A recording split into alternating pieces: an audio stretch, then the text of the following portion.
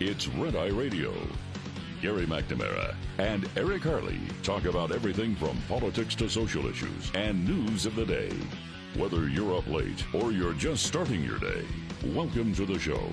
From the Uniden America Studios, this is Red Eye Radio.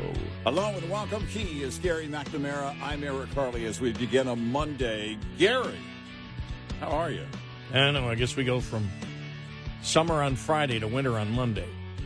Yeah, pretty much. Well, summer on Friday to winter on Sunday, even. Yeah, right? Yeah. What in the world? No, it's man. crazy. I mean, silly crazy.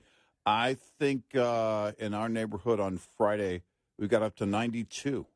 92. Yeah, I knew it and was. They weren't calling for anywhere close to that. Yeah, I knew it was near 90 because they originally had said like 85, 86, and when I last checked, it was like, I don't know, probably 2:30 on Friday. It was like 88, 89. So I knew it was going to hit 90. Yeah. And all of a sudden, what is it now, 41 out? Something like that. Yeah, with wind.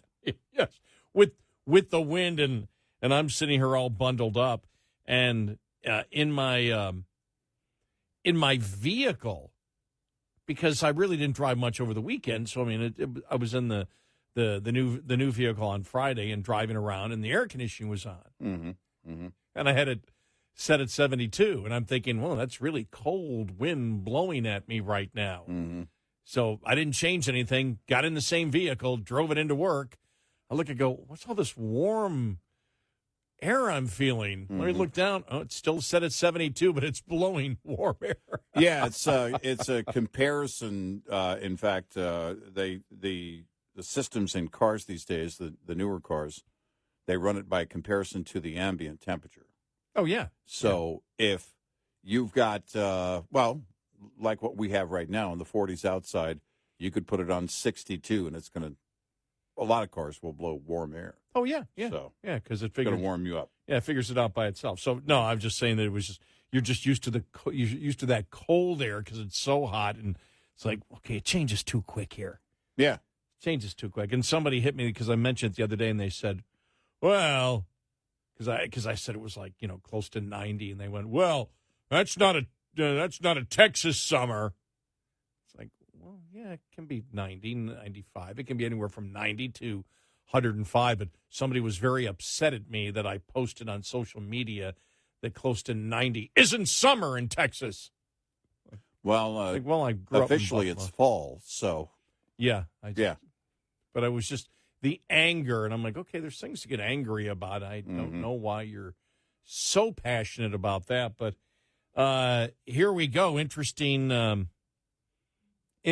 weekend. The things that just, well, it's funny because we just were blurting out stuff. It's not like we sit down in our pre-show meeting and say, what will we talk about? It's just what's being blurted out. And the things that hit both you and I was a couple of stories out there, and you knew this was coming, but the fact is that the government is going to ask for bailouts to bail out the bailed out auto companies that were pre-bailed out for electric vehicles. And the same thing for wind. And they said it's not cutting it, and these companies will be asking the government to bail them out for an industry that was subsidized, pre-bailed out. Right. Yeah. They got the pre-bailout, and then I saw you've got the new speaker talking about what is it, 12, 14 billion for for Israel, and the fight they're going to have because the Democrats want a total of $100 billion for everything, and Rand Paul's out there saying, you're going to bankrupt us. You're going to bankrupt us. And a lot of people would look at it and say, well, that's just Dr. No saying no. But then it came out over I think it was Friday, almost $900 billion we paid in fiscal 2023. Yeah. On interest alone. Yeah. What was it? $879 billion just on interest. It's what you and I said all along what was going to happen. We're actually closer to hitting that $1 trillion mark than I previously thought. And there seems to be no interest in backing off on the spending at all. No, none. And politically, how do you get out there and have the discussion on what you need to cut? At some point, we'll reach that threshold where we can't sustain the interest payments, just the interest payments. And it won't be a discussion. Well, I have to find out how much we paid. I just saw this about an hour before I came on the air. I hadn't seen it on Friday, and I just was, when I was at home, in fact, when I woke up is when I saw it. I got to find out, how much more we paid in interest than last year. Mm-hmm. What was last year? $400 billion? $450? Yeah, I have to go back and look. You're talking about we're talking about $500 billion, probably close to that, than we spent on interest last year. Yeah. Now, think about this. Even if your budget is to spend the same amount or index it for inflation, so you're spending 10% more, you still have massive cuts that have to be made in the government because of interest alone on the debt. What was TARP? 800 billion? 700 billion? Yeah, I think it was about 700-something billion. Wasn't TARP? Yeah, something like that. The interest is more than TARP, and we shut the phones down for TARP, for that kind of spending. This isn't, by the way, negotiable spending. No. That has to be paid. And yet we still are having conversations about bailing out failed industries and over and over and over again. And of course it was going to end up this way. Because the OEMs are saying we're tapping the brakes. Production isn't going to be because demand isn't there on EVs. Well, eventually what happens? Ford's pushed back $12 billion in investment on EVs. Said, well, exactly what we said, the initial saturation of the market. People who were curious about it, they've already bought their EVs. Now you're talking about the general public. This is the way it works with new technology. The geeks get out there, they buy it up first. And some of them are loyal. There was an article about 2 weeks ago that showed outside of Tesla, more than 50% of EV owners say they're going back to internal combustion engines. They don't want to own them. So what do? Because you build out a factory to build them. You've got car lots there that are saying they're sitting here. And we can't order any more. Hertz was talking about their deal with Tesla and said they're not retaining value. The demand for them isn't there. And we just don't see it. And this is coming, by the way, from not conservative outlets, Financial Times and Business Insider. Yeah. Business Insider has had a series of articles on it, just two just over the weekend, talking about the demand for EVs and how it's just not there. And Ford said, we can't do it. We can't take that $12 billion and just throw it out the window.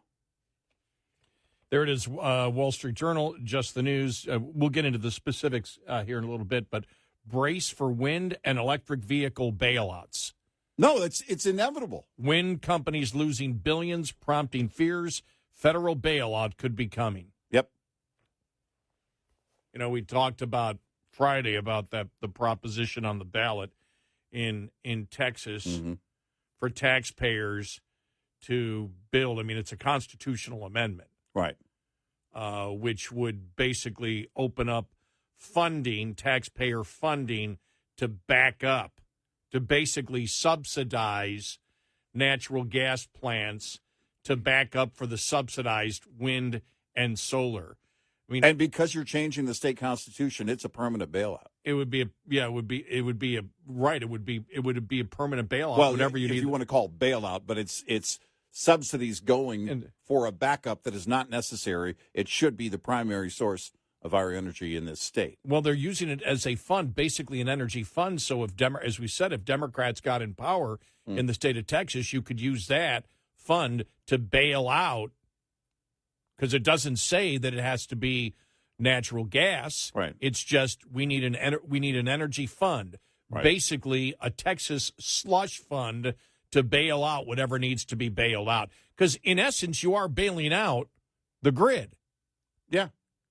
You're bailing out the grid because you're saying we can't run the grid like this, so taxpayers need to bail out the grid in the state of Texas because of the asinine, idiotic federal government and all the subsidies they've given to wind and solar and the mandates that they put on all the different states.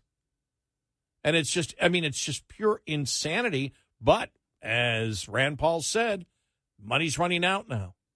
And you're seeing it, you're like, my God. And it really didn't hit, it's hit for me. I mean, I've known this for a long time. I mean, that we're gonna get to this, but I didn't expect the interest on the debt to be almost $900 billion.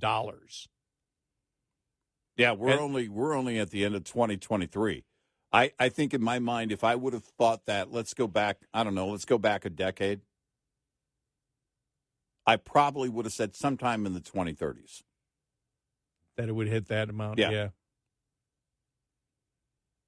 Again, in economics, nothing is free, and we pretended that stuff could be free, and we pretended that the government could manipulate the economy. Everything that we warned about has come to fruition. Why? Not because we're geniuses. We understand the history of economics and how economics works. It's that simple. And it doesn't take a rocket scientist to figure it out. And so just across the board, you look at it, and I did see the other story was that, Democrats were telling James Carville to shut up his criticism, and we need to stop the criticism of Biden. Mm-hmm. And it was really out there, even from Democrat sources. They're really concerned now that Biden could lose to Trump. And, I think there should be great concern for any Democrat, because I don't see Biden stepping down. I don't see that happening now. I don't see that happening. They're doing the weekend at Bernie's thing. They're propping him up at every turn. And it doesn't matter how bad things get. Just send him home for the weekend, every weekend. Keep him away from the media. Send him out the opposite side of the White House from where the press corps is standing when he leaves, when he comes and goes, so he never has to address the media. And then let him mumble every once in a while at a ribbon cutting. Well, you think about it, you wonder how are they thinking inside the White House? How is he thinking? And the only thing you can say is everything is fine. And it's just, why don't people understand the wonderful things we're doing? And one of the keys that you can look at is, think about this. Biden has never fired anybody. No. Never fired anybody. Everything is fine. There is no problem. The border is secure. The economy is doing the economy is doing great. Our foreign policy is perfect. Yeah. Right. There is no debt problem. Everything is fine, and it's just, this was one of those weekends just fiscally looking at it and going, whoa. Because now, because of the situation in Israel, I saw, Johnson say, well, anything that we give to Israel, we need to cut somewhere else. Mm-hmm. Well, you better start explaining why you have to cut. Just don't say cut. Mm-hmm. Explain why you have to cut. Republicans, every time they open up their mouth, should say, look, we'd like to provide everything to everybody, but we can't. And the inflation you're seeing today is a direct result of the spending.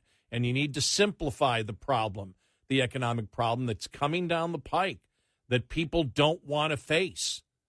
Because that's still the greatest challenge for Republicans, is being able to moderate or cut spending without losing elections for the next 50 years.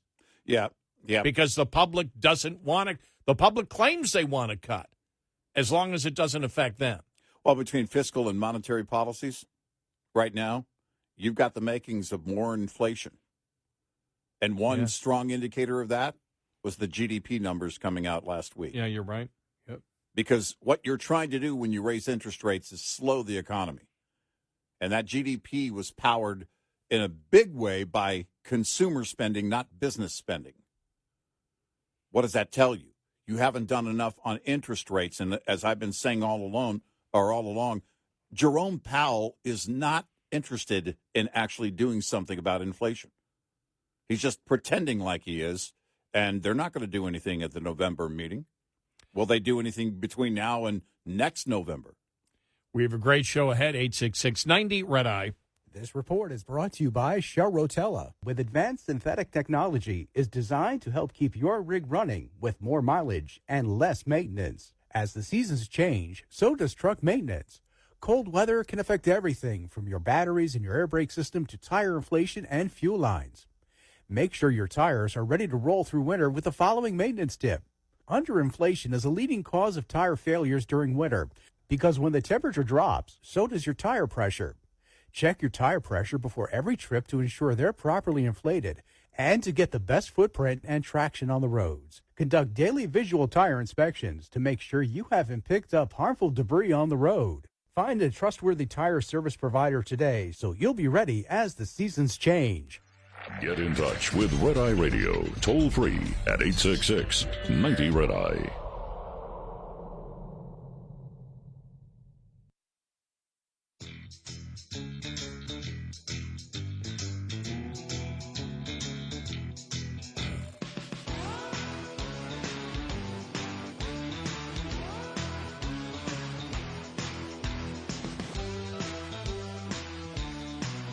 It's Red Eye Radio. He's Eric Harley, and I'm Gary McNamara. The symbolism of where Democrats are going right now, I thought, was perfectly given by Gavin Newsom in that video coming out of him running over the child in China playing basketball. Clearly, that was a charging foul. He should have been ejected from the game at that moment, but he wasn't.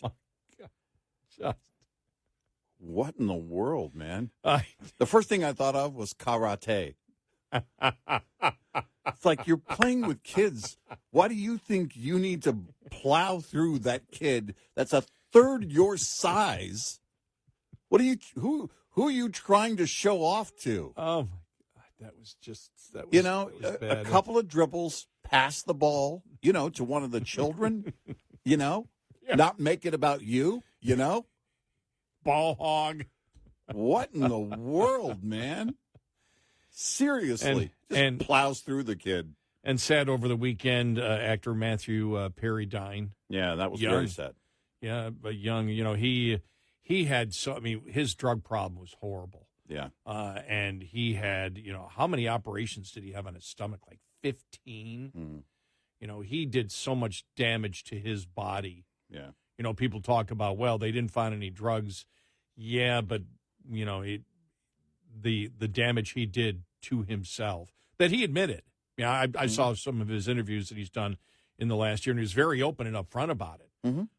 But I think he wrote yes, about it in his book, yep. a lot in his book about that. One of the things about situations like that is it's rare to get a starring role on a sitcom, but a starring role on a sitcom that was huge. It was everything in the 90s.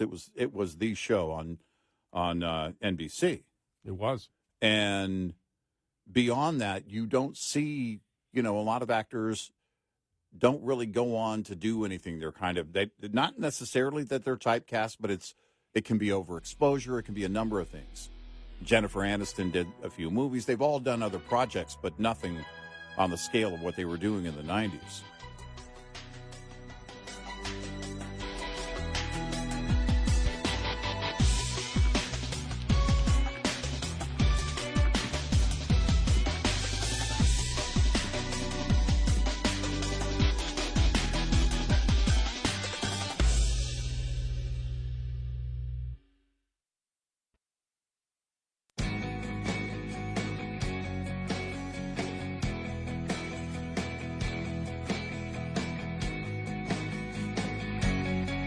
Call in and get a word in edgewise. Eric Harley and Gary McNamara. on Red Eye Radio. And he's Eric Carly, and I'm Gary McNamara.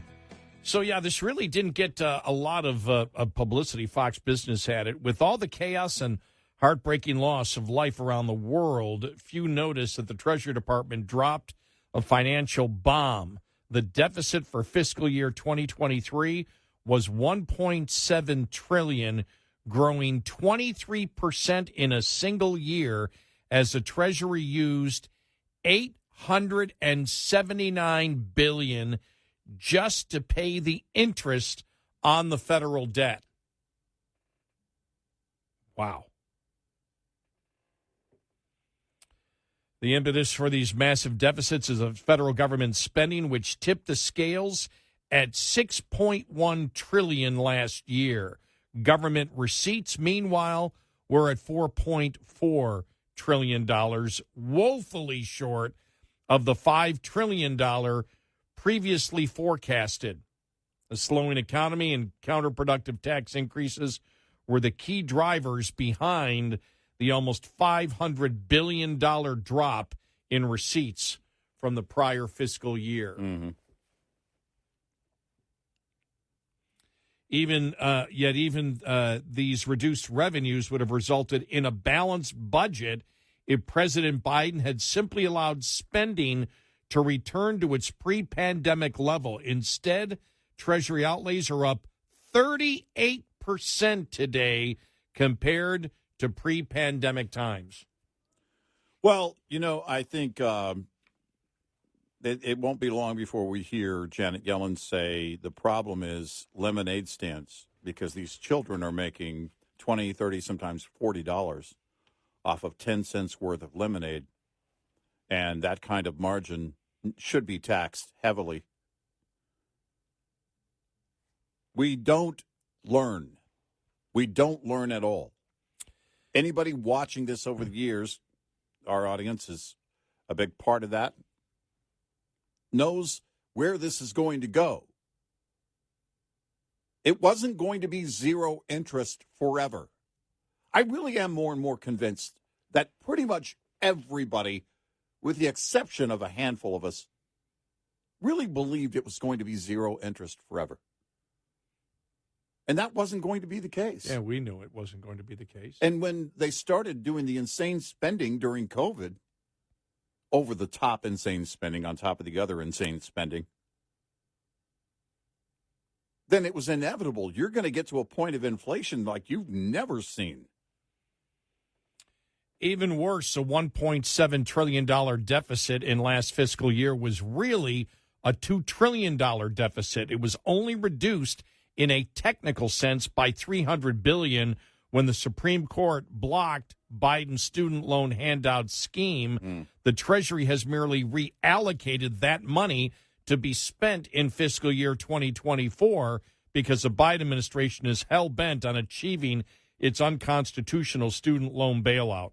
No, they did. That's one of the things you and I talked about it. There wasn't a lot of news on it, but their move after the Supreme Court blocked them, their move basically was going to send it. There was no doubt they were going to try something else, and that's what they're doing. That's exactly what they've done, and I don't know if there's going to be a successful challenge to it, but it's just one area of spending, and that's something you and I, again, when you look at this being the interest alone being higher than TARP was. And they couldn't get TARP done the first time. And they couldn't because we shut the phones off there the calls coming in to D.C. It was on fire. And eventually they got it done. And especially after the Obama administration came in, that's when the bridge loans for the OEMs turned into a bailout. And we're going to see that over and over again. Well, when you look at it in the first 3 weeks, now this isn't money spent. This is just how much has the federal government spent in the first 3 weeks of October? How much have they borrowed? Yeah, right. This is just what they've borrowed in 3 weeks, $500 billion, which now goes on top of the interest that must be paid on the debt that we already have, which is $33.5 trillion. Yeah. Yeah. And so, I mean, there's just no, and there is no, I mean, you have now, Johnson's talking about it. For example, anything we spend, we need to have tax cuts. We need to have cuts. Well, you need to explain to the American public every single day why the cuts are necessary. Mm-hmm. Because the biggest problem the Republicans have is the Republicans know they have to cut. I mean, this entire thing of the speaker is based on shut the government down now or shut the government down later. Mm-hmm. That's what it's about, one or the other. Because the Democrats do not want to control spending at all. No. Not all Republicans do, but if it wasn't for the Republican Party, there would be no effort at all to try to even slow down spending or even talk about slowing down spending. Well, and that's it, because now we're at that point. In fact, we're way past that point of essentially having to point and say, these are the things that we need to cut. Remember the whole 1% haircut? Just 1% off the top, across the board. No one's going to accept that. You try and slow the rate of growth of spending, where you're actually still spending more money, and politically, you can't get that done but in a handful of districts for those in the House. For those of you who, the billions and trillions, I can go back to what we did a few years back, just based on these numbers here. If you want to put it into perspective of somebody who's making $44,000 a year, this is a situation with our federal budget right now. You put it as, you make it, instead of worried about the United States, you just put it in somebody out there who's making $44,000 a year. They're spending $61,000 every year while making $44,000. Mm-hmm.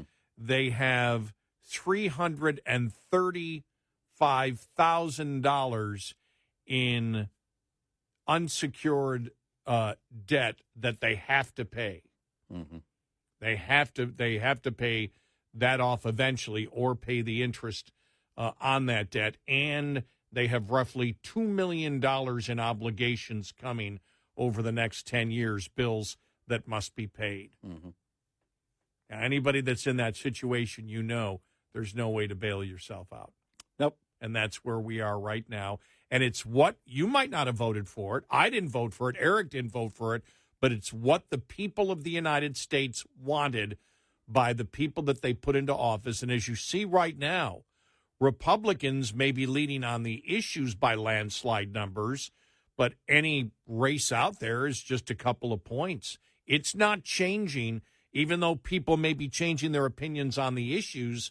They're not changing their opinion on what political party has a plan to get them out of this, or at least attempt to make the problem worse. There seems to be no interest in connecting those dots with the American public.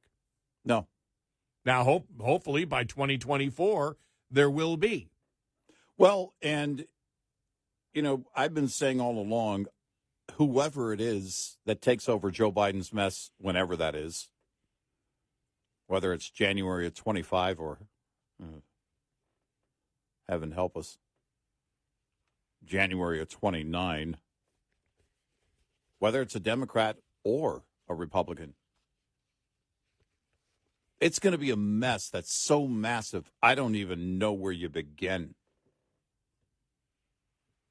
Just on the debt alone. Think about that.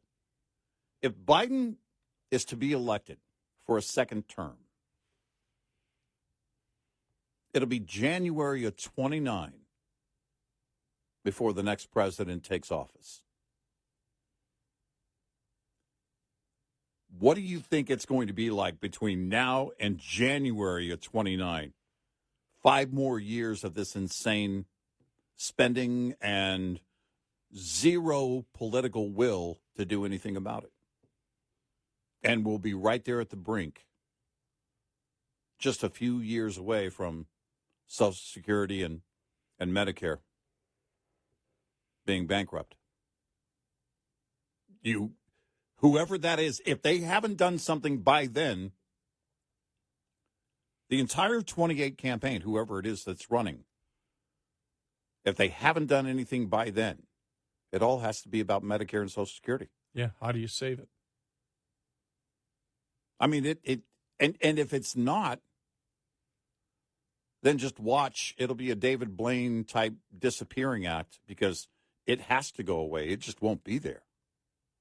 If they don't do anything, it won't be there. Well, they will, as I've said, we believe we know what they'll do. They'll raise corporate taxes. They'll do anything but charge the people for it. Mm-hmm. They'll charge the people through it indirectly. Mm-hmm. The FICA limit, raise Right. that. Raise the employer portion, they'll probably double. Right. And they will probably what do you call it? Where if you make too much money, you don't collect.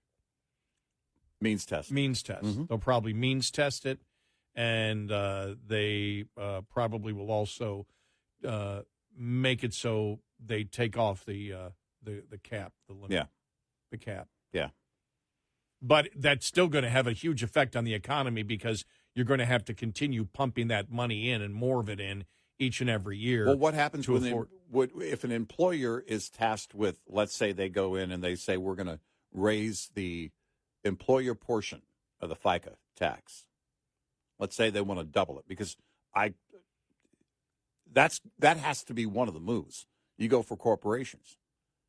Well, inevitably, you're going to have to cut salaries. Mm-hmm. So what does that mean? Well, that means it's not going to increase greatly the amount of money going into that fund. Because if you're cutting salaries, then and that's what they'll have to do.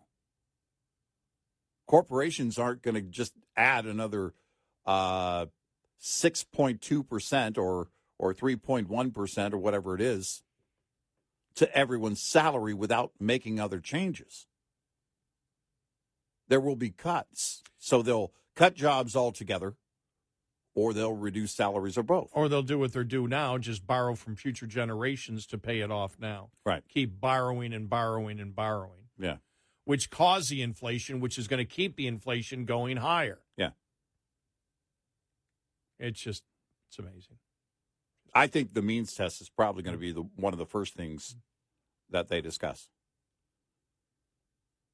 Which is taking it away completely from people. From people, if you've got a net worth at a certain level, whatever that's going to be, they'll find the level and say, well, you've got plenty. Right. You don't get what you've been paying in all these years. You get nothing. Right. I can see that. 866-90-RED-EYE. We'll be right back with more Red Eye Radio with Eric Harley and Gary McNamara.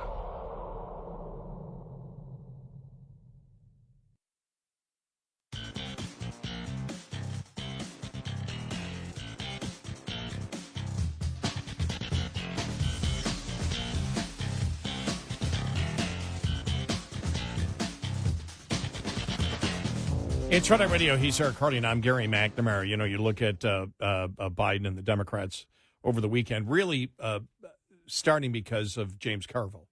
Yeah. And his criticism saying, stop criticizing the president, stop criticizing him. And you look at you look at Robert Kennedy Jr. now, who's running as an independent. You look at Cornel West, who's like, okay, he found his niche. Let me be pro-Hamas. All right. Yeah. Okay, good. That should get me a nice chunk of the Democrats wanting to, vote for me. You saw the squad. You saw Tlaib and others out there saying that Biden better watch it. He's going to lose the Muslim vote because he's not pro-Hamas. Yeah. My God. I mean, that's how incredible it is. But then you've got Dean Phillips, who's running, was on with on News Nation stating that while he voted for President Joe Biden's policies, we do have a massive affordability crisis. We have a border crisis. We have crime in cities and chaos. I'm a fan of Joe Biden. I admire him. I voted for his policies. Huh? Yeah. And so Yeah. what does he criticize? The president's age. Like, I think his policies are great, even though we have a massive affordability crisis, a border crisis, and crime in our cities and chaos. Yes. I mean, Everything's fine. It's just his age. We just need somebody newer. He says, I'm Dean Phillips, and yes, I'm a lot younger than President Biden. I was 3 years old when he became a senator. And so he's like, he's been serving this country, but it's time for somebody younger. Like, the policies aren't working. I'm for them, but I'm younger. Yes. That's your message? Everything else is fine. It's just his age. Yes.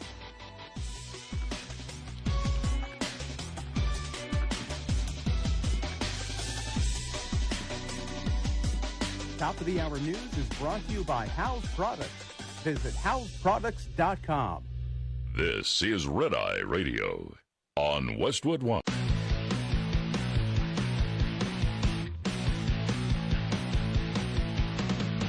Now, it's Red Eye Radio. Gary McNamara and Eric Harley talk about everything from politics to social issues and news of the day. Whether you're up late or you're just starting your day, welcome to the show. From the Uniden America Studios, this is Red Eye Radio. All across America and around the planet, we are Red Eye Radio. He is Eric Harley, and I'm Gary McNamara. Good morning. Welcome to a Monday. Here we are, last week of October. Even though it does feel like the first week of December. We went in we many went places. from end of summer to winter. Yeah. We didn't really get a fall. No. Yeah. We got some rain in between. Yeah. The rain I loved.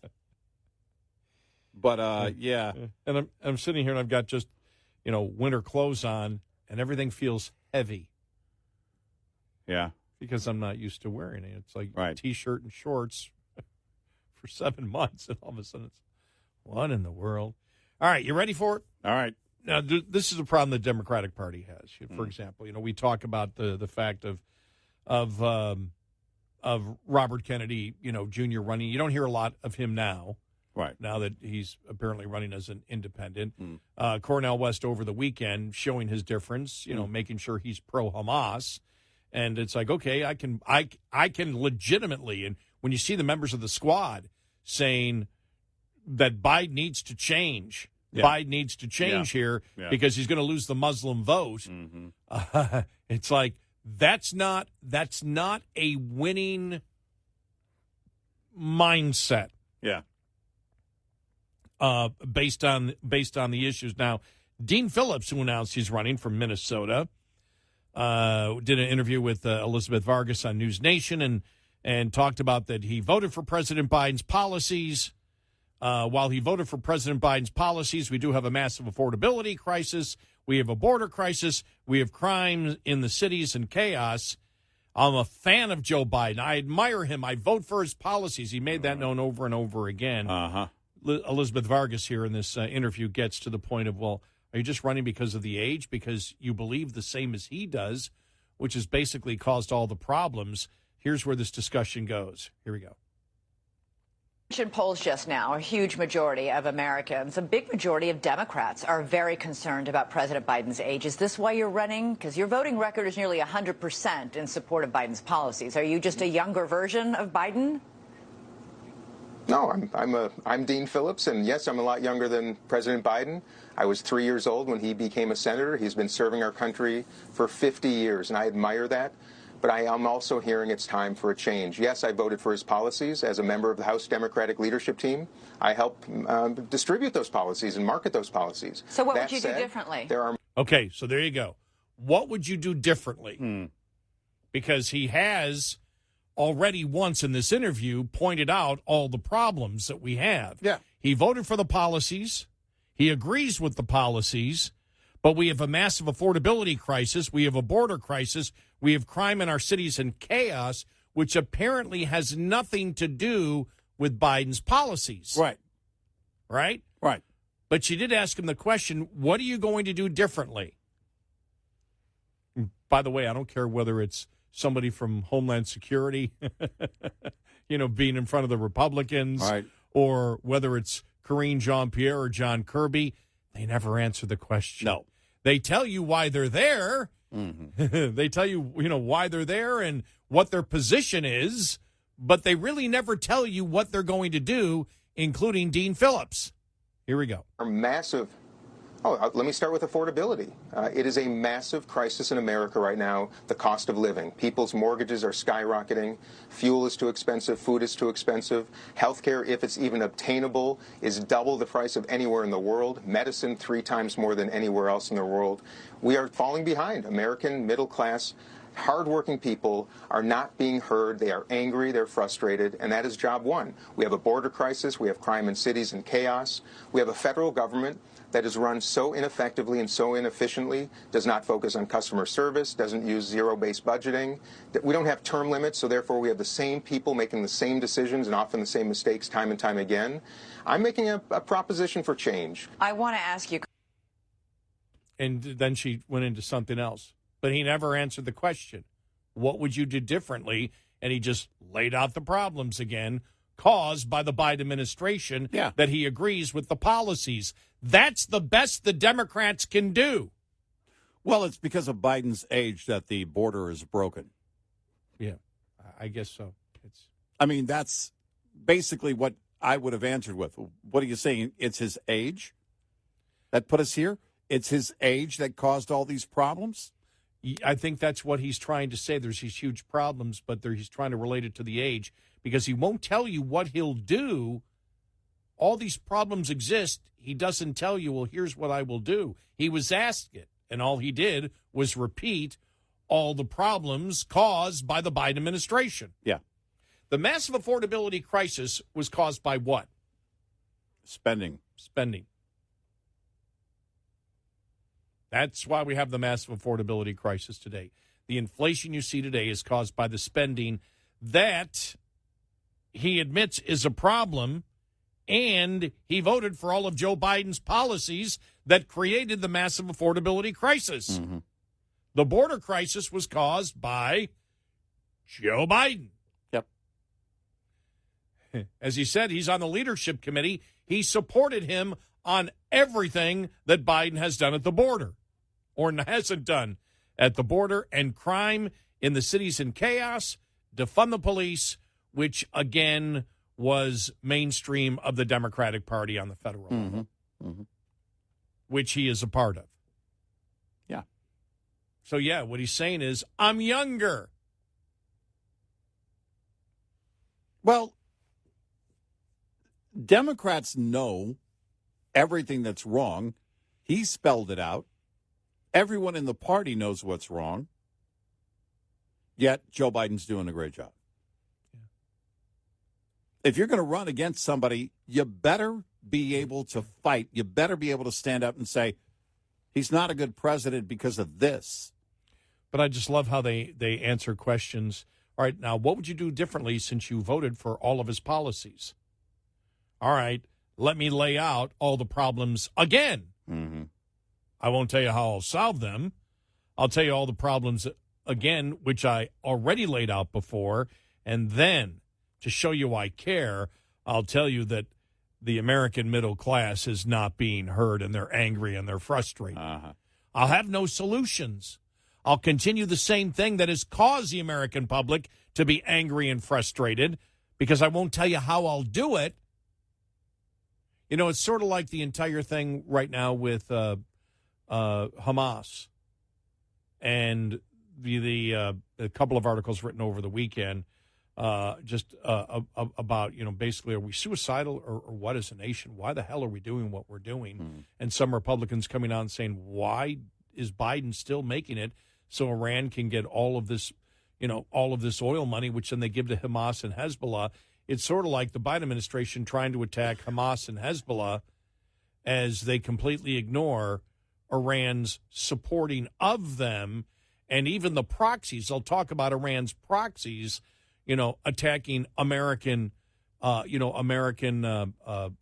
military sites and injuring our service people, but he won't talk about the entire umbrella, that everything that you see here is caused by Iran, because the next thing that you get to is where does the funding come from?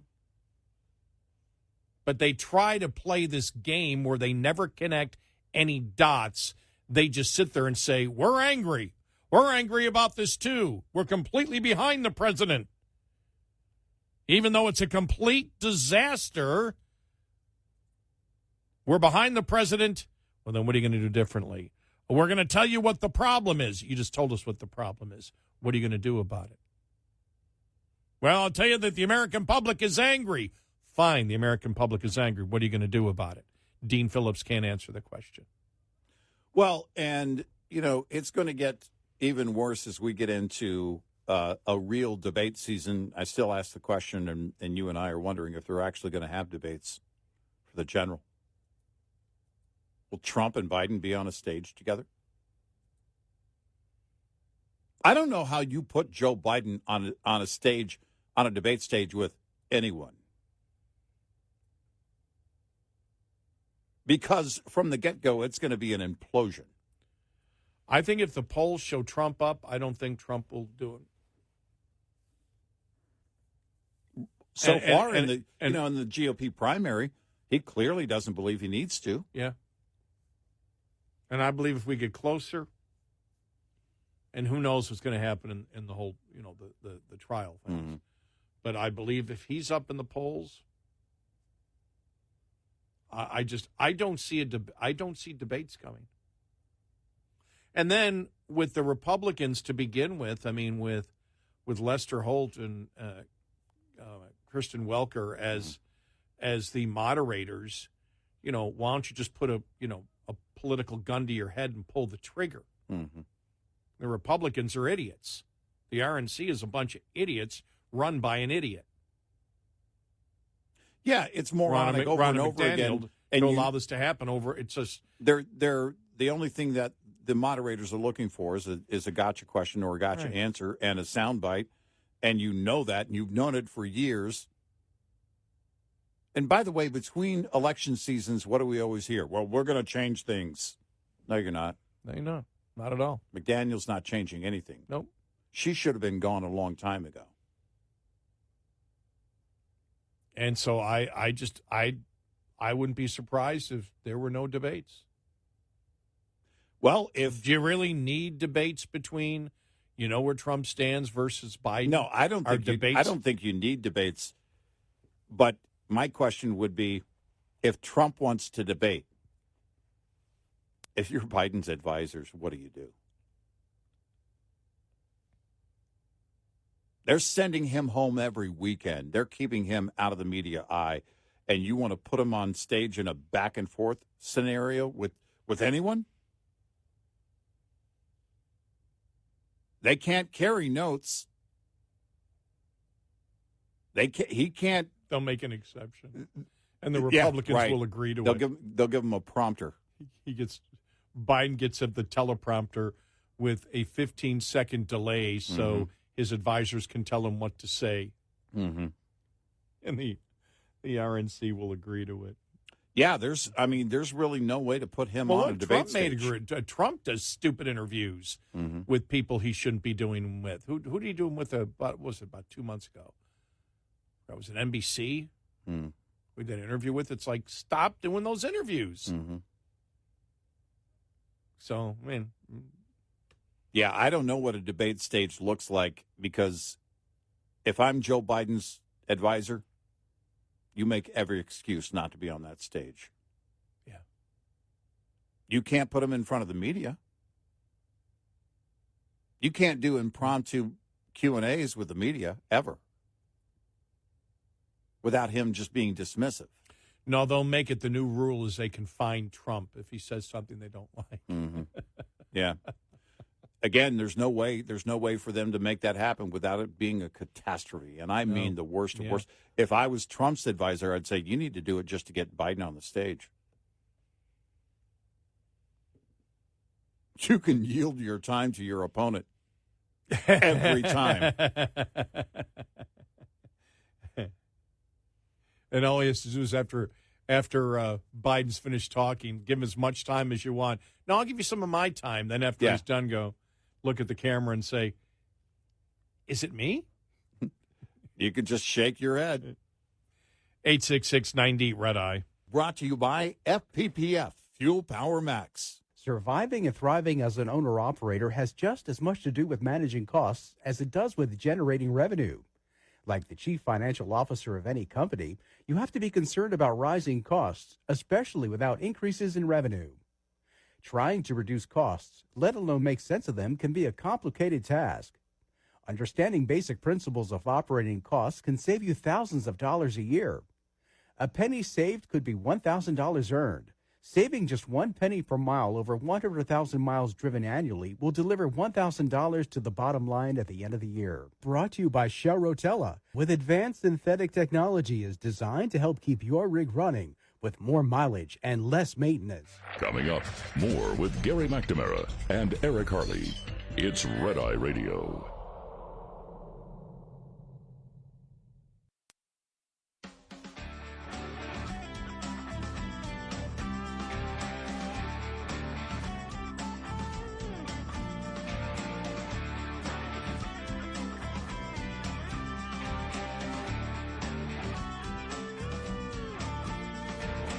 It's Red Eye Radio. He's Eric Harley, and I'm Gary McNamara. Let me see if I got the weekend right. It seems as if you have more Democrats out there. You know, you hear the thing that, all right, we want Israel to win, but we also must take care of the Palestinians. We must separate Hamas from the Palestinians. You hear things like that over the weekend, and then what you heard. You know, whether it was Tlaib or, you know, Democrats now warning the president he'll lose Muslim support because he's too pro Israel. And you see, you know, more protests around the world. And this is pro Hamas things that are going on. And I don't really see a back off of the protesters in the United States, at least vocally, from the people that are absolutely pro-terrorism in this country. Right. I really find it amazing. I thought there would be a bigger backlash where they would be quiet, and they're not. It's like, no, we can outlast them. As long as we keep promoting this, all right, let's maybe change the language a little bit. We're pro the innocent Palestinians out there.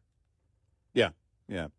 And the Israel must find a way to negotiate a peace or keep every single civilian safe while going after Hamas, basically moving the goalpost to an impossible situation for Israel. Well, and that's really been the attempt, if you look at it, you know, and that's it. It's, well, there can be no collateral damage. You know, the IDF has been saying all along, look, we don't target civilians. We want them out of the way. We're trying to give them as much time as possible. But we also realize there are civilian casualties in war, and we must go through with our plan. And one of the best analogies I saw was somebody said, that's like telling the Allies on June 5th, sorry, you shouldn't be doing the whole D-Day thing because French citizens are in there. Right. But this is exactly what Hamas wants. They've known this for a long, long time. That the world will look down on Israel if there are any civilian casualties. And they'll blame Israel. Yep. And you see that more and more. You know, it's some of the reminders, people going over to Israel, a number of people that have visited Israel that come back, even Gavin Newsom coming back saying, all right, this is no longer this intellectual discussion. It's no longer a theory. It's no longer this, which we've been saying from the beginning. This is the reality if you're Israel. That much of that region, most of that region wants you gone. And also, everyone else from afar says, yeah, but you shouldn't be defending yourself, you know? That's not fair. And that's insane. Because the very real stories, you saw the videos that were put together by the IDF and shown to the media in that theater. horror on their faces as those reporters watched. It's very, very clear you have Hamas bragging about what they were going to do, what they did, what they have done, yet the world wants to blame Israel. That's a kind of delusional thought that I can't wrap my mind around. But that's actually what's going on right now.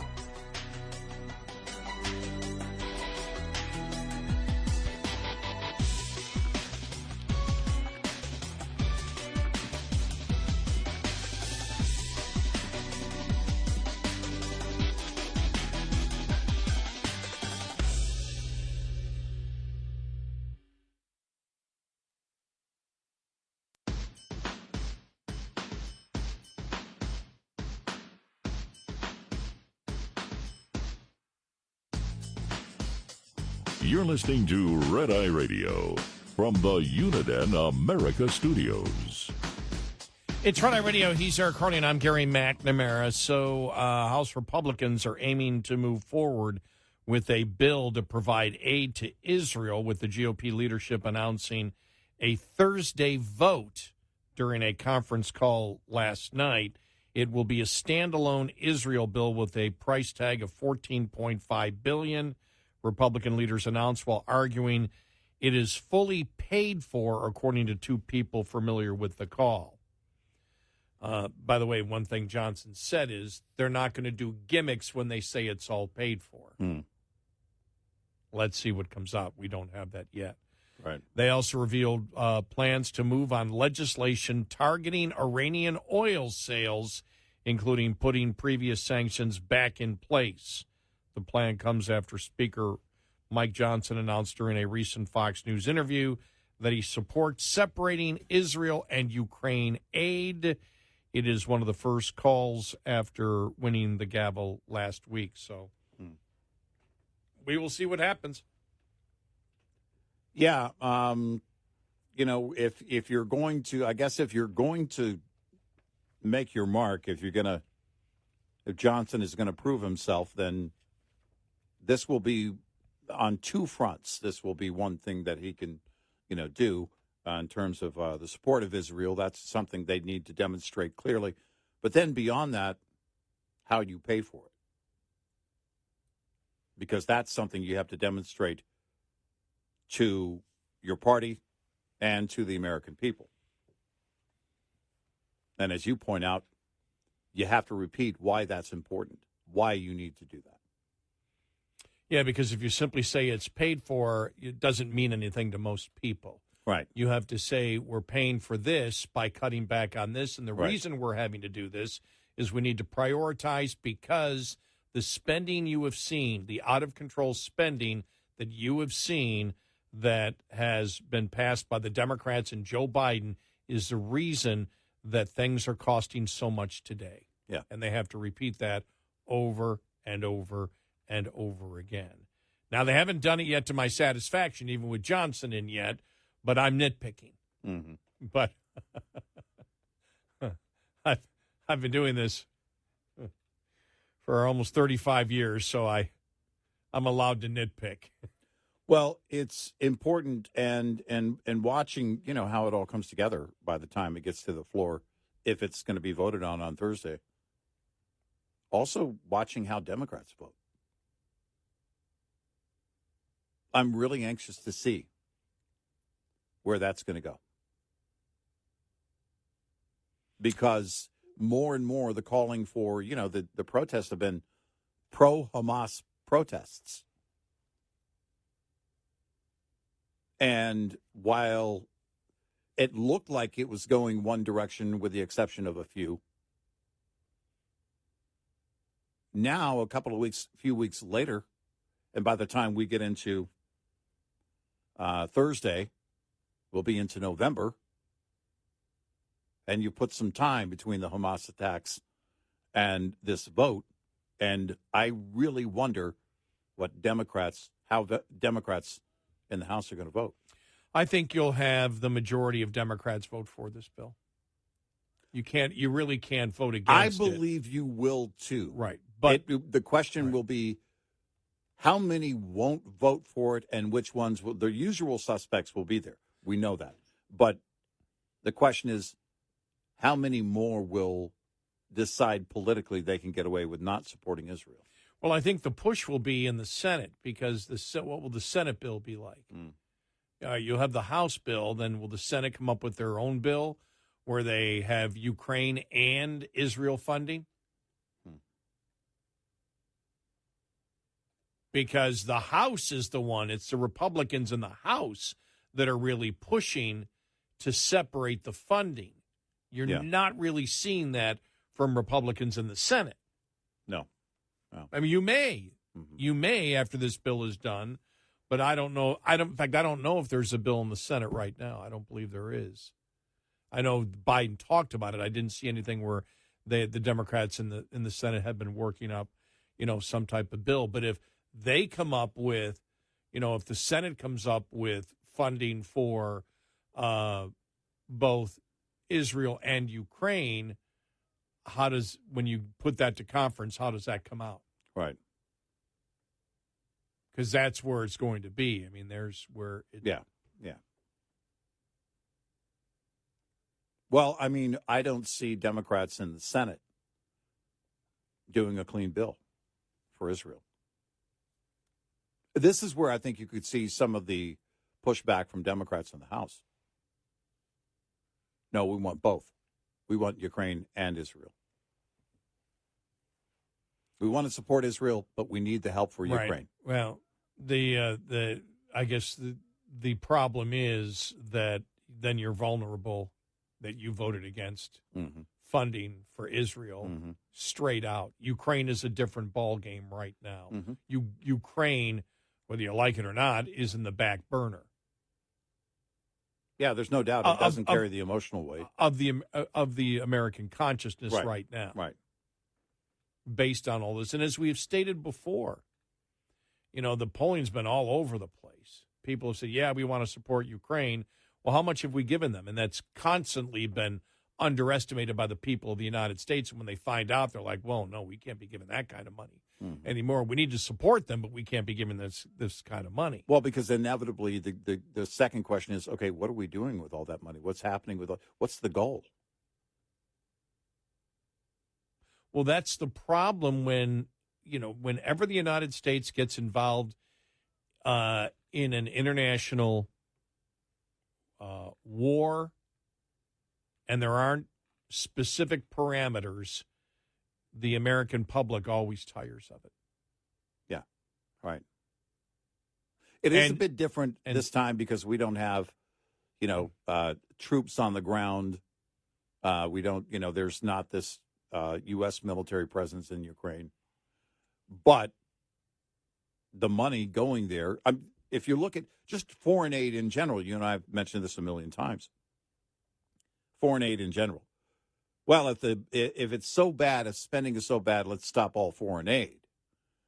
So already it's one of those populist mentalities. Wait a minute, hold on. I don't mind helping Ukraine a little. But how much have we spent? How much are we going to spend? And what's the end game? Well, you probably can make an argument. We spent close to just in Ukraine over the last year and a half. We've spent more money than we do for all foreign aid combined to other countries. Get together. Yeah. And the only reason we bring that up is because the majority of the American public, whether you're a Republican or a Democrat, believe that you can solve the budget problem if you just get rid of foreign aid and wasteful spending. Right. And we are sorry to be the bearer of bad news, as we've been for the longest time. That is not true. It doesn't even come close. No. And so what we have right now, since we're spending, 38% more? I think I read earlier. 38% more generally on the budget than we were pre-pandemic levels. Right. And it just keeps going up, and we've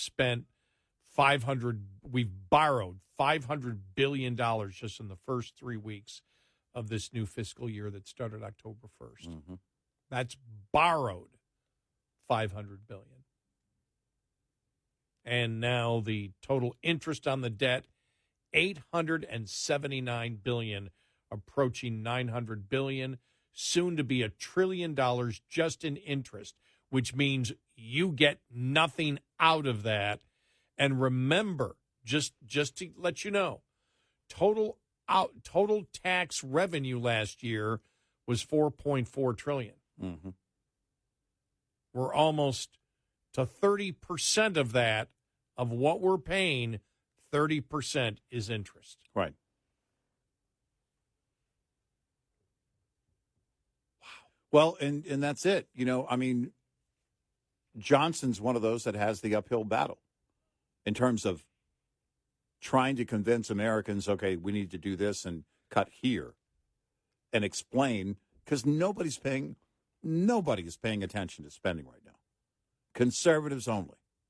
Yeah, you're right. It's an exclusive club. Yeah. And that's the uphill battle for Johnson, which was going to be the uphill battle for anyone in that role. It doesn't matter who you are. And that's why the seriousness of it, should we shut down the government now or wait till you have the clout in 2024 and explain, because you win, right, and therefore you have much, more power in order to do that. Right. Because if you shut it down now, do you get the blame and lose in 2024, and then the Democrats just continue to go hog wild on spending? Well, it's been the case for a long, long time that Republicans get the blame. They're the bad guys for wanting to cut spending. Mm-hmm. I don't remember a time when that wasn't the case. There was political will with the class of 94. There was political will back then. You still had a lot more conservatives that were a lot more concerned about it. But effectively, what were they able to do? Well, not much. Tap the brakes, if anything, and welfare reform is one that comes to mind. But that really wasn't reversing spending. You're not going to truly cut spending, and politically, they've never been able to do it. Whenever I'm out anywhere, I would say the vast majority of Republicans that I speak to, when I tell them that we know you've got to cut, say, you have the numbers wrong. All we have to do is this. Right. No, you're wrong. Yeah. It's not true. Right. And foreign aid is the first thing that comes up. Right. And it's almost a given. If you just get rid of foreign aid and you could make that a drinking game. If you get rid of foreign aid, if we have term limits, Dean Phillips said that. Yes, right. Term limits. Nope. If we just cut down the wasteful spending, we can balance a budget. We can do it.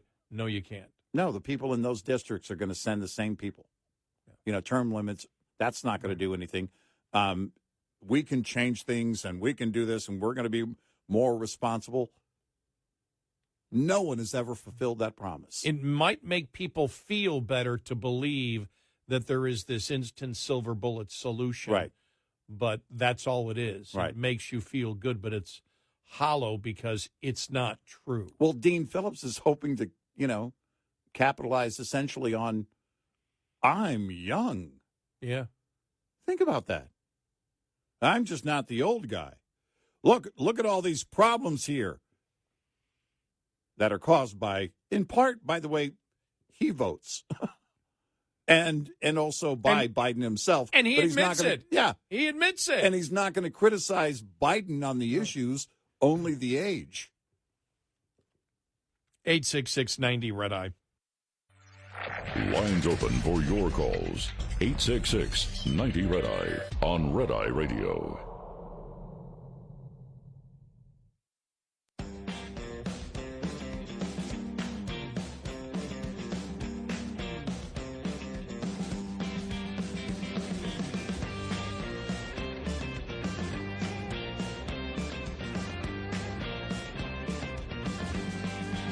It's Red Eye Radio. He's Eric Harley, and I'm Gary McNamara. It really is incredible over the last week, the negative projections on electric vehicles and wind and solar and where it's going. It seems like every day there's another article out there, and not just from conservative outlets. You mentioned Business Insider and Financial Times came out with it. Yep.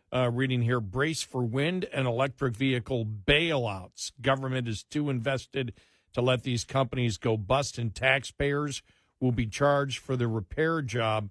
Then another one just for news here. Wind companies losing billions, prompting fears of a federal bailout would be coming. How do you ever get a bailout of EVs and wind and solar with the Republicans having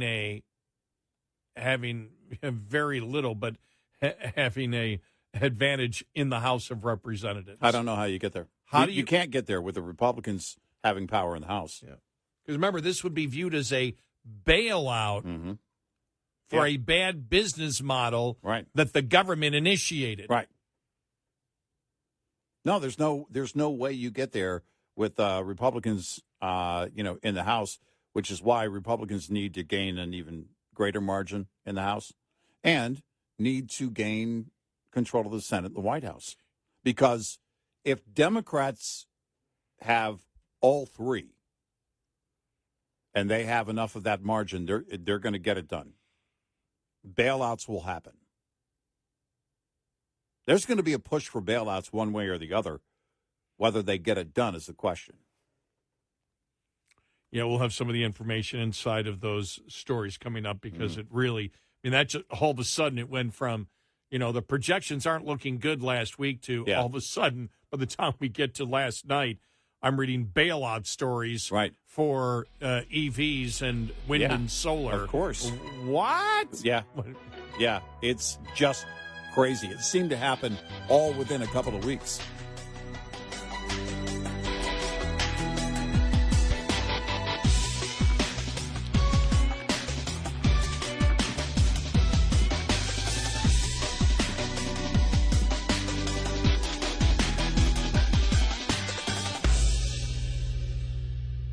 This is Red Eye Radio on Westwood One.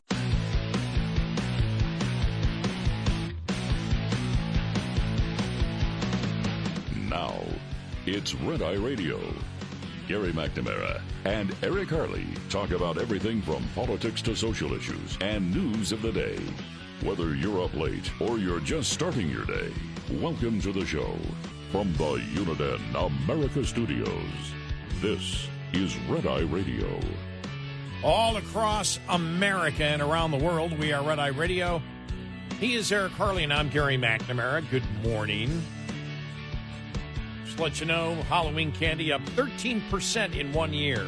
Second year, double-digit increase in candy. I was looking at Halloween candy the other day. I actually bought some. It's enormously expensive. I don't buy candy in large quantities like that except for at Halloween. And the bag that I bought was $22 at Walmart. Wow. Yeah. And if I hadn't eaten most of it, the kids in my neighborhood will be getting some great candy tomorrow night. But apparently, the porch light's going to be off. Because I still have some left, and there won't be any tomorrow night. I looked at it and I thought, am I just not buying? Because I don't buy candy. My grandkids are older, and I kind of, we leave it to their parents, to buy their candy and pretty much everything else. They come over to the house, they're there, but I don't have a ton of candy sitting around. My mom is very different. There's candy and or a candy bowl on every surface in her house. And, and I love it. It's kind of a running joke between me and my siblings, but I don't otherwise keep candy around because if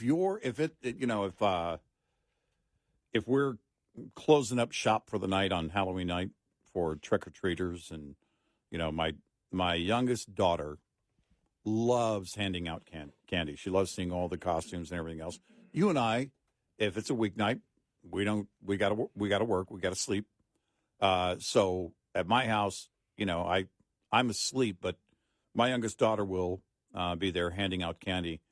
And whoever that last group is, if she's ready to close it up for the night, and usually it's 9 or 9:30, whatever time it is, they just get basically the rest of the candy in the bottom of the bowl. I don't keep it around, but man, it was really expensive.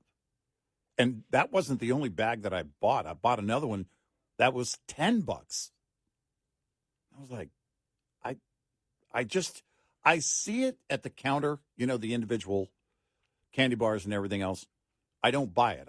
I just don't, I love candy. I got a sweet tooth, but I just don't buy it because I know if I buy it, I'm going to eat it before I get to the car. Yeah, I can't eat candy, carbs, calories, sugar.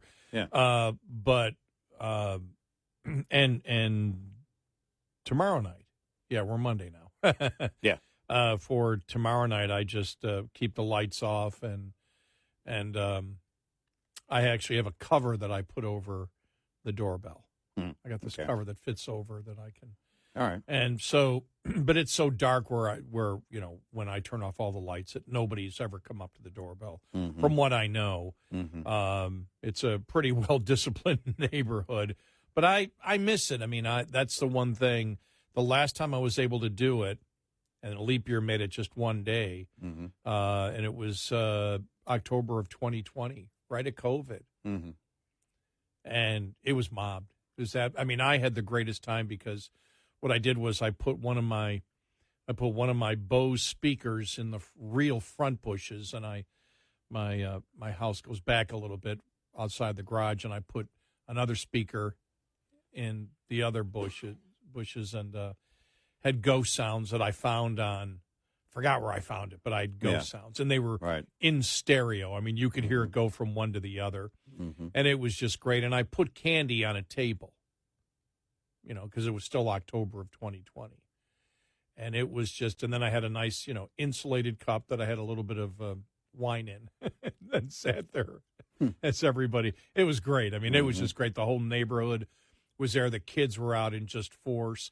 And I really like it. I mean, I just always love, I love Halloween and how it brings all the neighbors out and everything else. And a couple of other years when I've been able to do it, and it hasn't been a lot because, again, when it happens during the weekday, we can't do it. But, the neighbors coming over and sitting there holding court, with the door wide open, front door open all night long, talking to neighbors and just the kids and everything else. It was almost impossible to close the door and keep opening it up.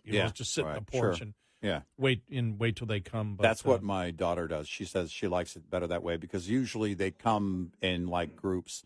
My neighbor across the street always does a great job.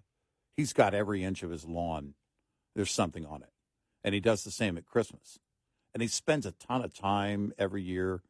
And so you can see it from the nearest intersection. It's one of those houses, right?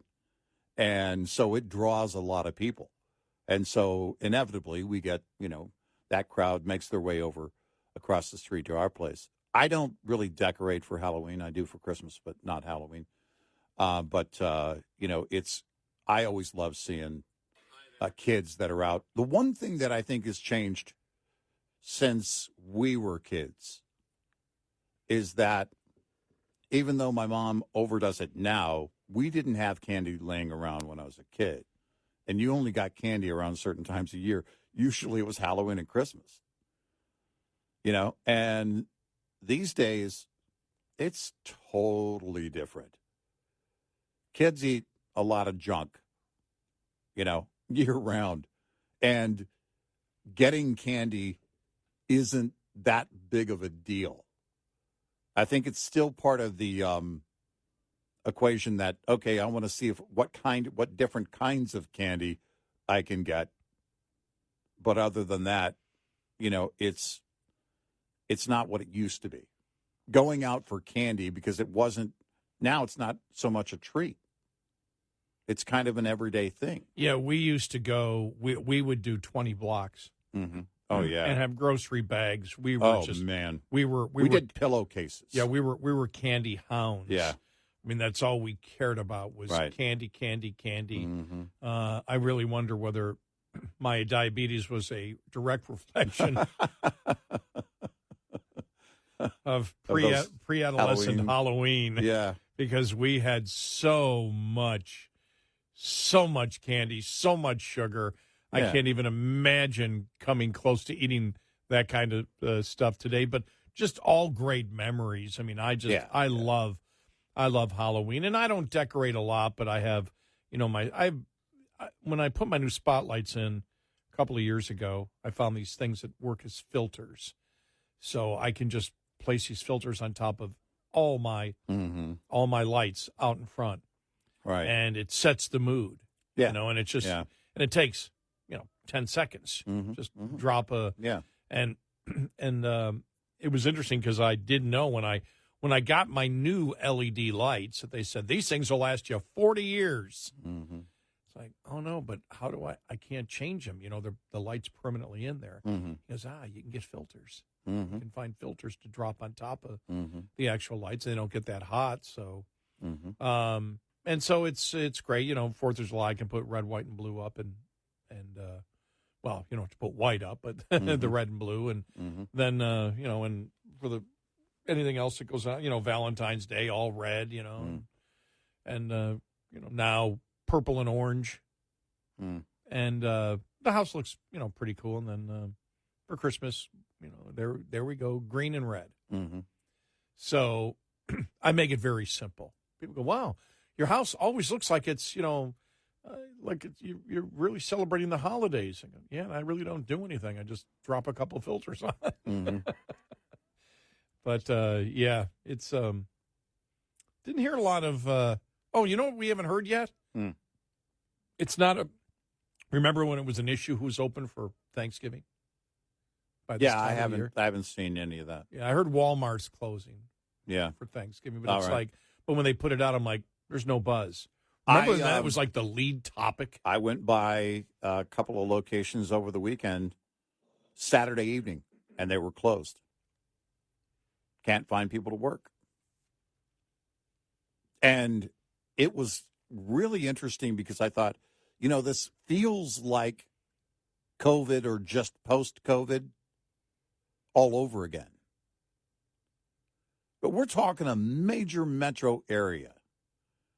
And these employers pay. The two that were closed, I happen to know for a fact they pay.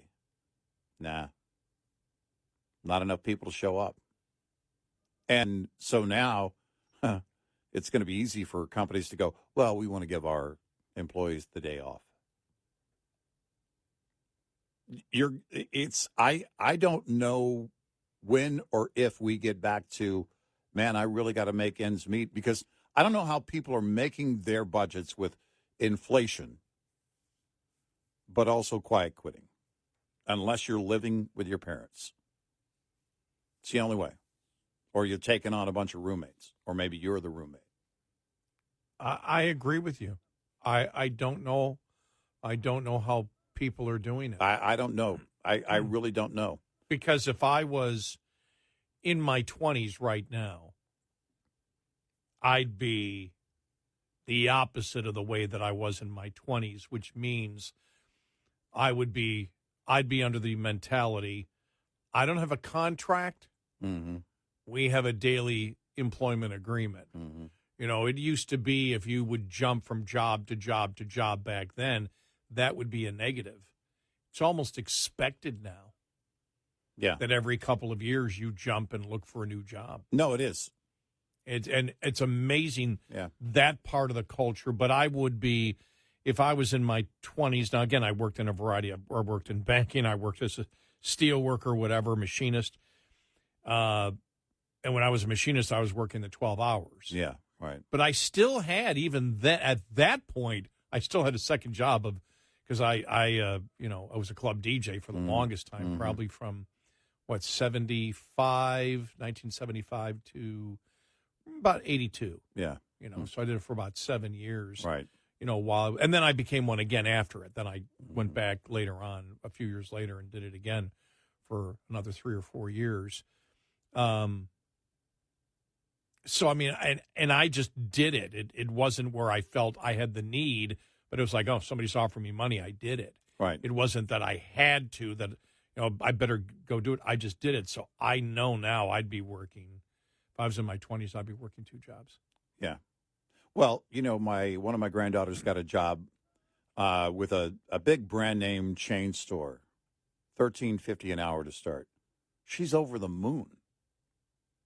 And she's only going to work 15, 20 hours a week. She's still in high school. Oh, yeah. But she is just elated. But that is, when you talk about especially young people and the whole concept of quiet quitting, when I, there was, when I got my first job, and it was in high school, cleaning toilets, I had that same thrill. Mm-hmm. It was somebody was paying me. I got into the real world.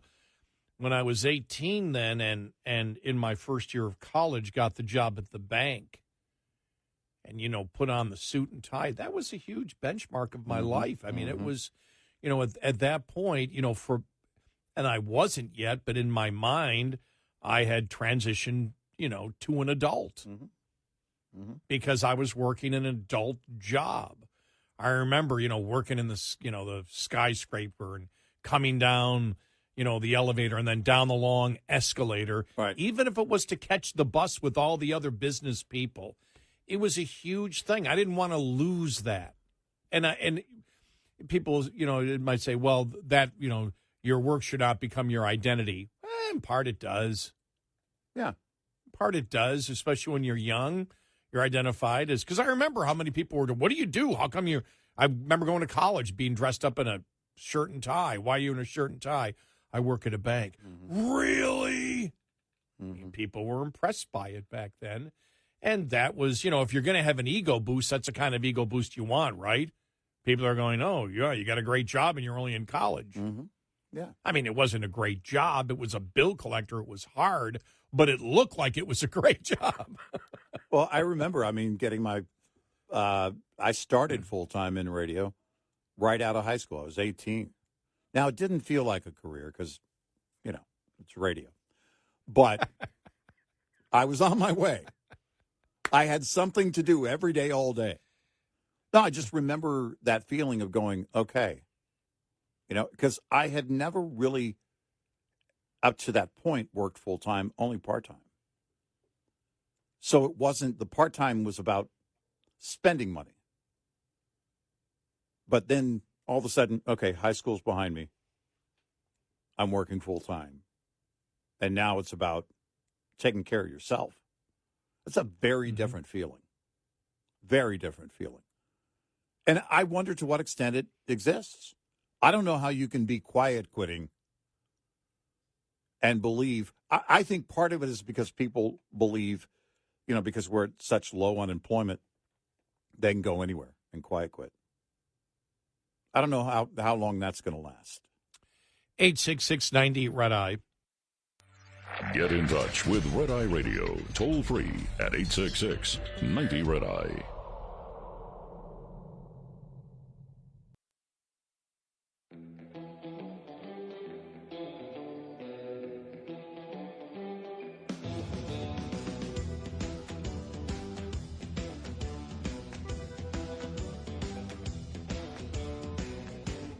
It's Red Eye Radio. He's Eric Carly, and I'm Gary McNamara. Just interesting when you talk about, the whole quiet quitting thing. And I sit back and I look and I just say, for young people, if you're young and thinking of quiet quitting,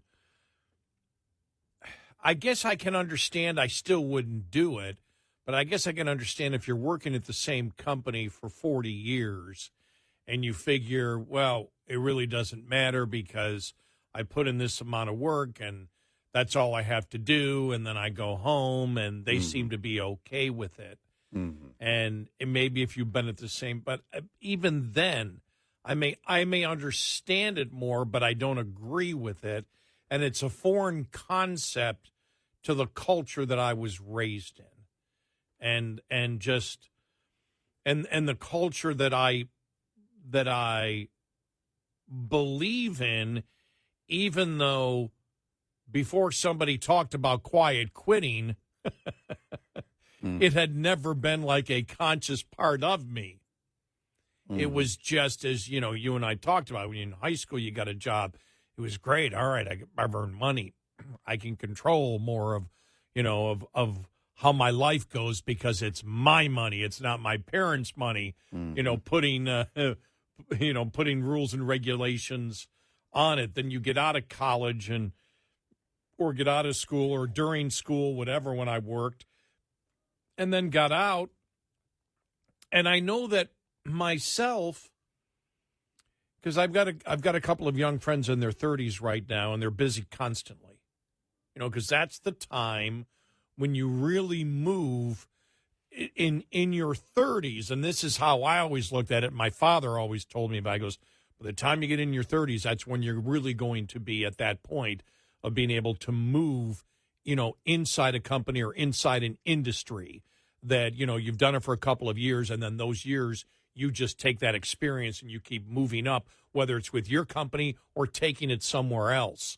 And that the 30s, and I've noticed the people that I know, and I guess you tend to relate to people, even if they're younger than you, that have the same sort of, I guess, values or way of life to them. And they're as busy as it can be. I mean, they're working 60, 70, 80 hours a week. Yeah. And they're doing it because they wish to get somewhere, not because they feel obligated to do it, but the fact is they want to get somewhere. Right. And I was always that way, no matter what the job was.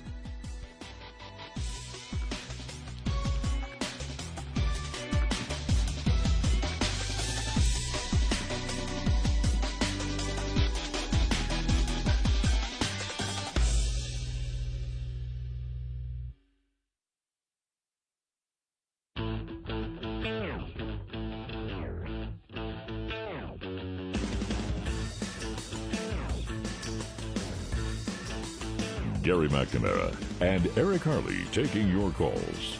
1-866-90-RED-EYE.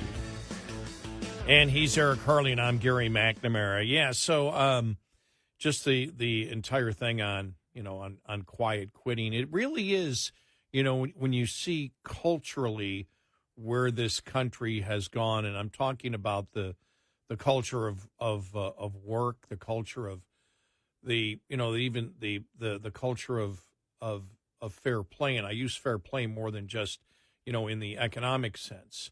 I mean, just everything that we've seen over the last couple of weeks on the number of Americans out there that actually back terrorism. Mm-hmm. You think about that. I was reading this article Madeline Kern said at National Review, "The West Suicide Wish. The solution to the sinister ideologies taking over our streets and campuses is to elect politicians who take the preservation of Western civilization seriously. Good luck with that." Yeah. And I started thinking about, because we've talked about, Mike Johnson, being now the new Speaker of the House, and just, what should the Republican Party be promoting? What should conservatives be promoting? One of the things that you and I have talked about is the when you see here the West Suicide Wish, and this is the promotion of an ideology that would kill you. Yeah. Think about that. Yeah. I mean, these young kids on the college campuses, the one thing, and I think it was the gay and the gay, lesbian, and trans groups that were supporting Hamas, where you had Dershowitz last week, the liberal Democrat, come out and say, well, then you should go over and volunteer in Gaza. Yeah. His point was, you'll die, they'll kill you. Right. And you look at that, you and I have always talked about the fact of what happens in a society where you no longer have the common sense to even be concerned about your own life or a philosophy that would kill you. I remember when you and I were first working together in 2005, and Katrina happened, and all the people afterwards, mostly young, able-bodied people. We're not talking about people that might have been handicapped in some way, but obviously, these were people that didn't leave. And you and I'll never forget saying that. We go, liberalism has won, because when your ideology can defeat your instinct of self-preservation, then something has seriously gone wrong. When self-preservation is not something of a concern, when that instinct disappears because you're brainwashed because of an ideology, then how can society move forward? How can you actually succeed? And when I saw this here, the West Suicide Wish, and talking about exactly, what has gone on over the last couple of weeks, how can anybody in the West at all sanction what Hamas is doing, or say that there is some good there? Based on what? And you see this Jewish hatred that exists, and we know it comes from identity politics, and we have talked about that before. It comes from the identity politics of the Democrats, and you've just had the radicals say, all right, add Jews onto that list of people that we judge as a group and not by individuals. We all know anybody who, everybody I know, whether they're 20, the people that I hang out with, my relatives, my friends' kids, for the most part, they think like I do. They may not agree with how much should be spent, the federal government versus state government.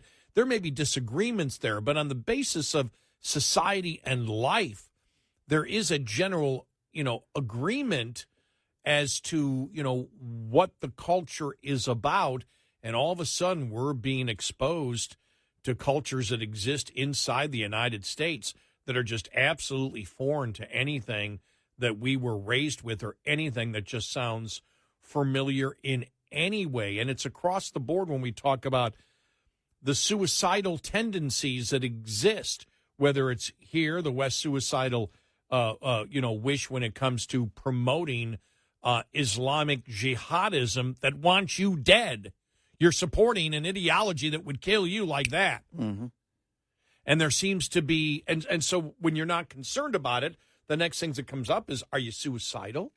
But then we look at everything that we talk about. When you look at our energy policy, when you look at what we're doing with the grid, when you look at electric vehicles, when you see what the government is getting involved with that is destroying an economy, and we know it does because we understand economically what works. History shows us what works. Capitalism works. Socialism and communism does not. Mm-hmm. And it's that simple. It doesn't. Because economics dictates that people are going to look at it and go, okay, I'm going to be concerned about my, own self-interest. And economically, people still are. But philosophically, at points, people that in the United States supporting Islamic jihadism and terrorism is mind-boggling. Well, I mean, there seems to be... It reminds me a lot of the defund the police movement and what was going on there. Then when you got down to the actual sentiments of the American people, it was, do you think we should defund the police? Many people were saying, yes. Okay, what about your neighborhood? Well, no, not my police. My police are fine. And so, inevitably, it was going to end up in a massive rise in violent crime, which it did. It was always going to end that way. And you have fewer people willing to serve in those areas.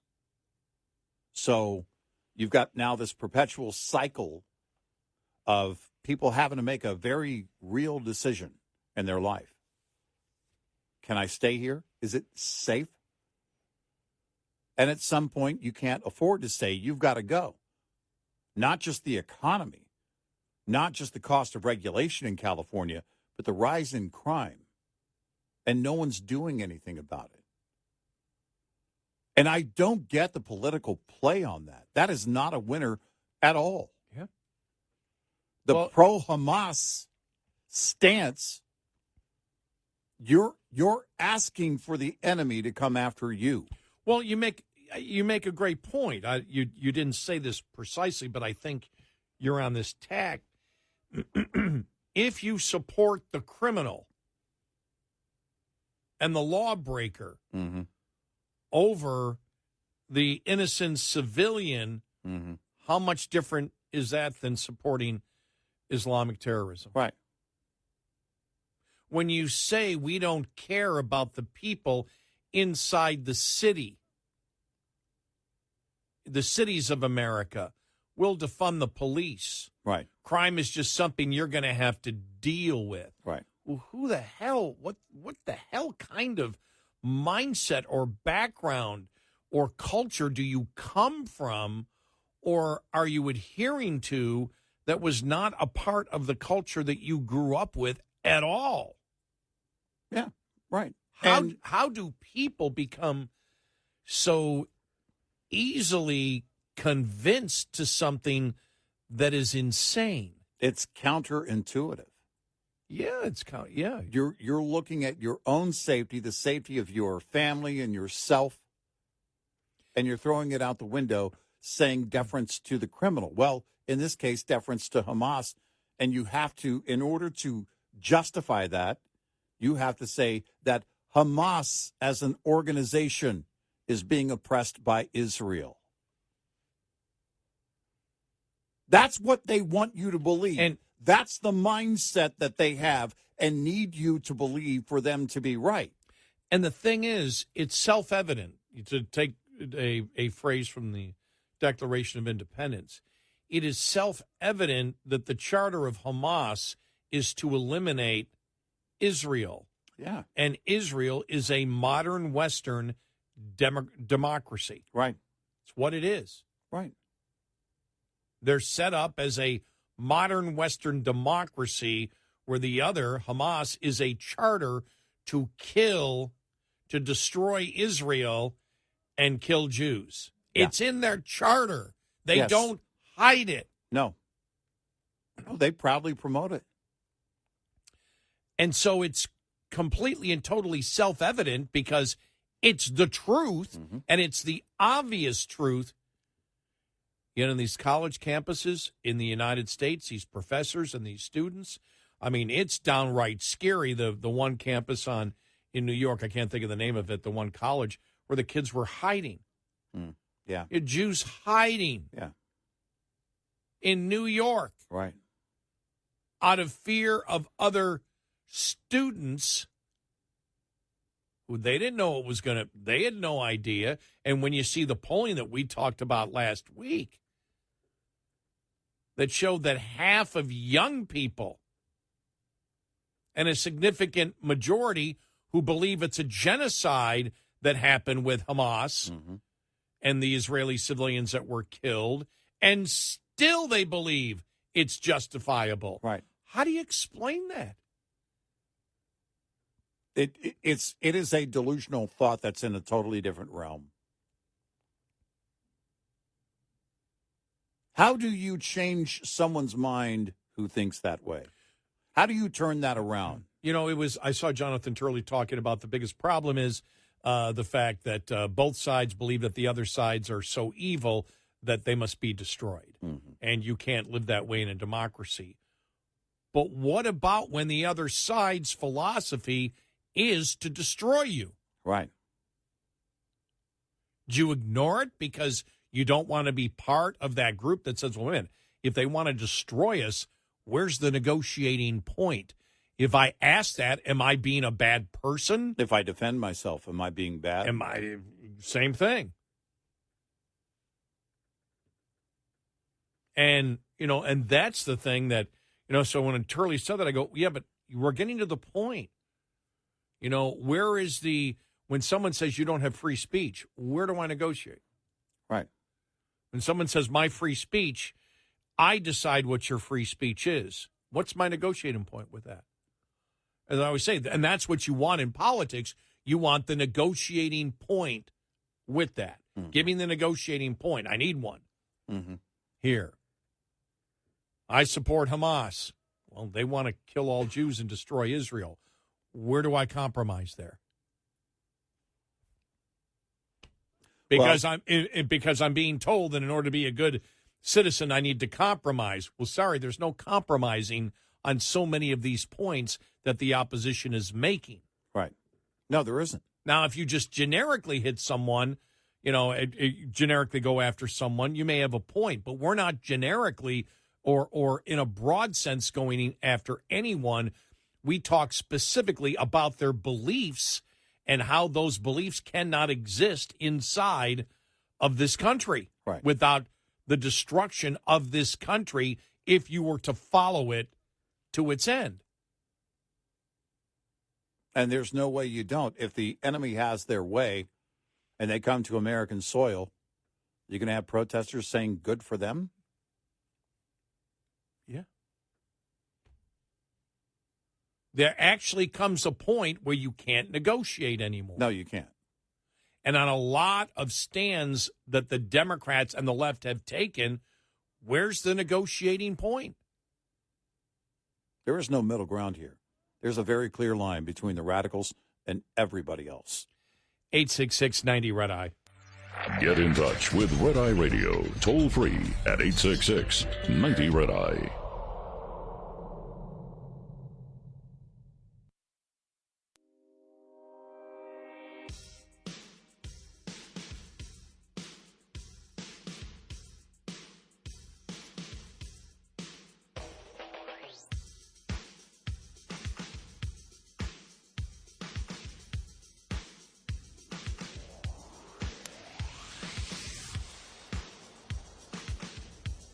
It's Red Eye Radio. He's Eric Harley, and I'm Gary McNamara. So, yeah, when I read that article, The West Suicide Wish, why would you agree with somebody who'd want to kill you? But it's something that we've talked about before. Just in general, when you look at liberalism today and all the issues from defund the police, everything, which, you look at it, you go, well, that's suicidal for cities. That could only end up one way. And it did end up only one way. Right. We've got these mayors now and city councils trying to reverse it, and some trying to do anything possible to continue down that road. Right. And you look at it, and, you look at that, you look at where we're going on energy, and we've talked about our energy policy, which is economic energy and national security suicide. Right. Why would we be doing it? And that's why I just wonder whether it's time for Republicans or conservatives to be talking more instead of a political way. You've got to talk in the political way, but just in a educational way, sociological way. Well, because there has to be a great educational process here. Where are we going that we take and we abide by these issues that takes us down the path of national suicide? Right. Why would we do that? It doesn't make any sense at all. No. It's not even in somebody's self-interest. No. Or their delusional self-interest. We're saving the planet. Yeah, right.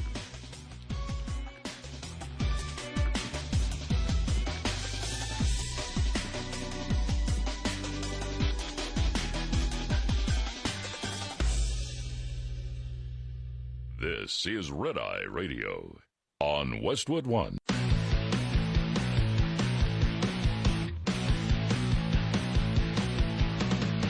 Now, it's Red Eye Radio.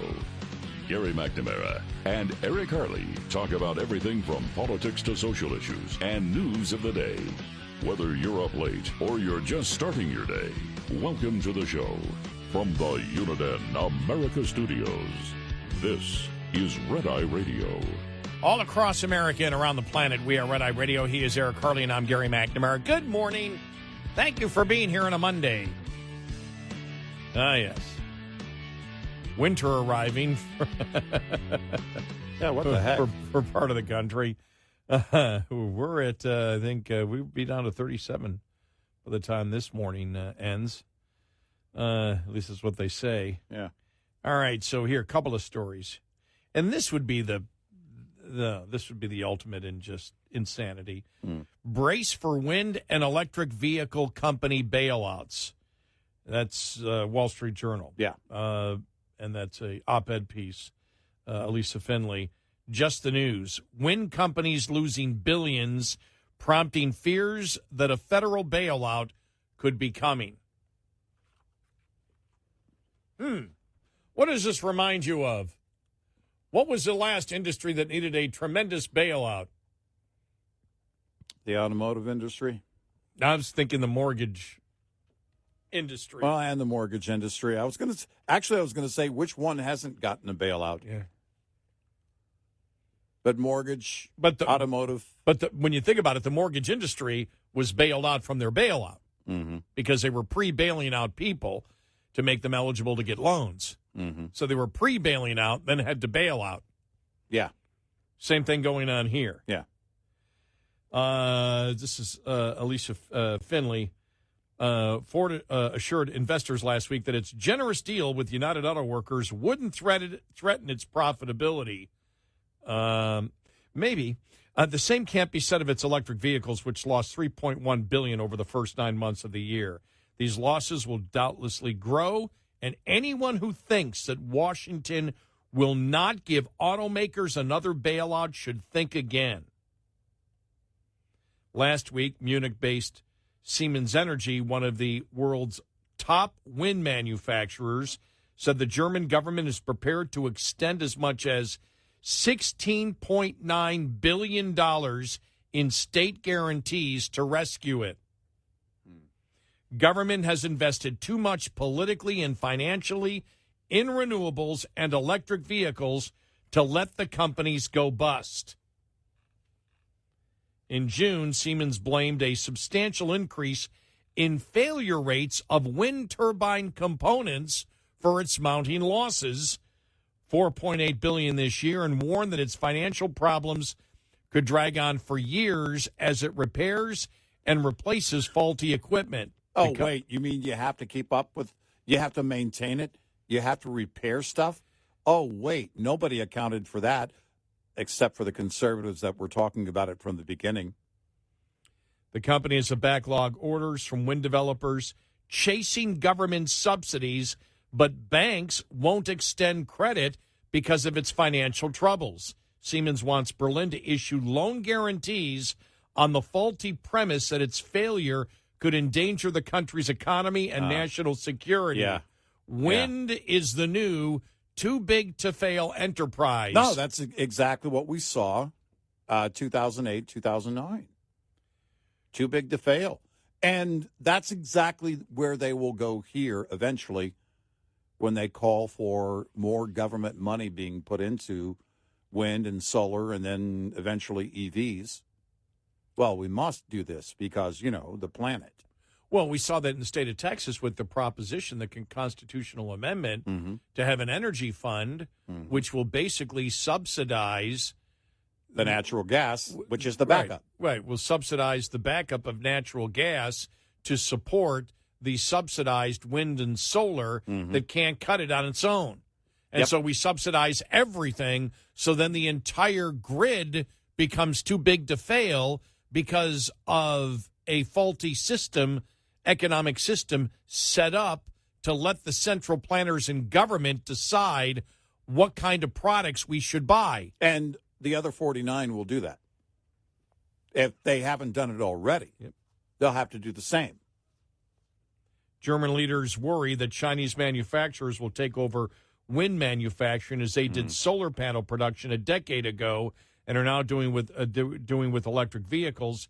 China boasts 10 of the world's 15 largest turbine manufacturers and can sell turbines at half the price of European manufacturers, owing largely to being able to make them with cheap coal power. These technologies will be produced anyway, and the question is whether Europe will have to import them, said German Vice Chancellor Robert Habeck on Friday. That may be true, but developers in Europe and the U.S. are getting rid of wind projects as rising costs and interest rates are making them unprofitable. American companies are also pleading for government help. Large offshore wind developers in September went to the New York Public Service Commission to increase contractual payments by an average of 48% to cover their cost. Regulators rejected their request. Now developers are mulling whether to cancel the projects if they can't coax more corporate welfare out of the Biden administration.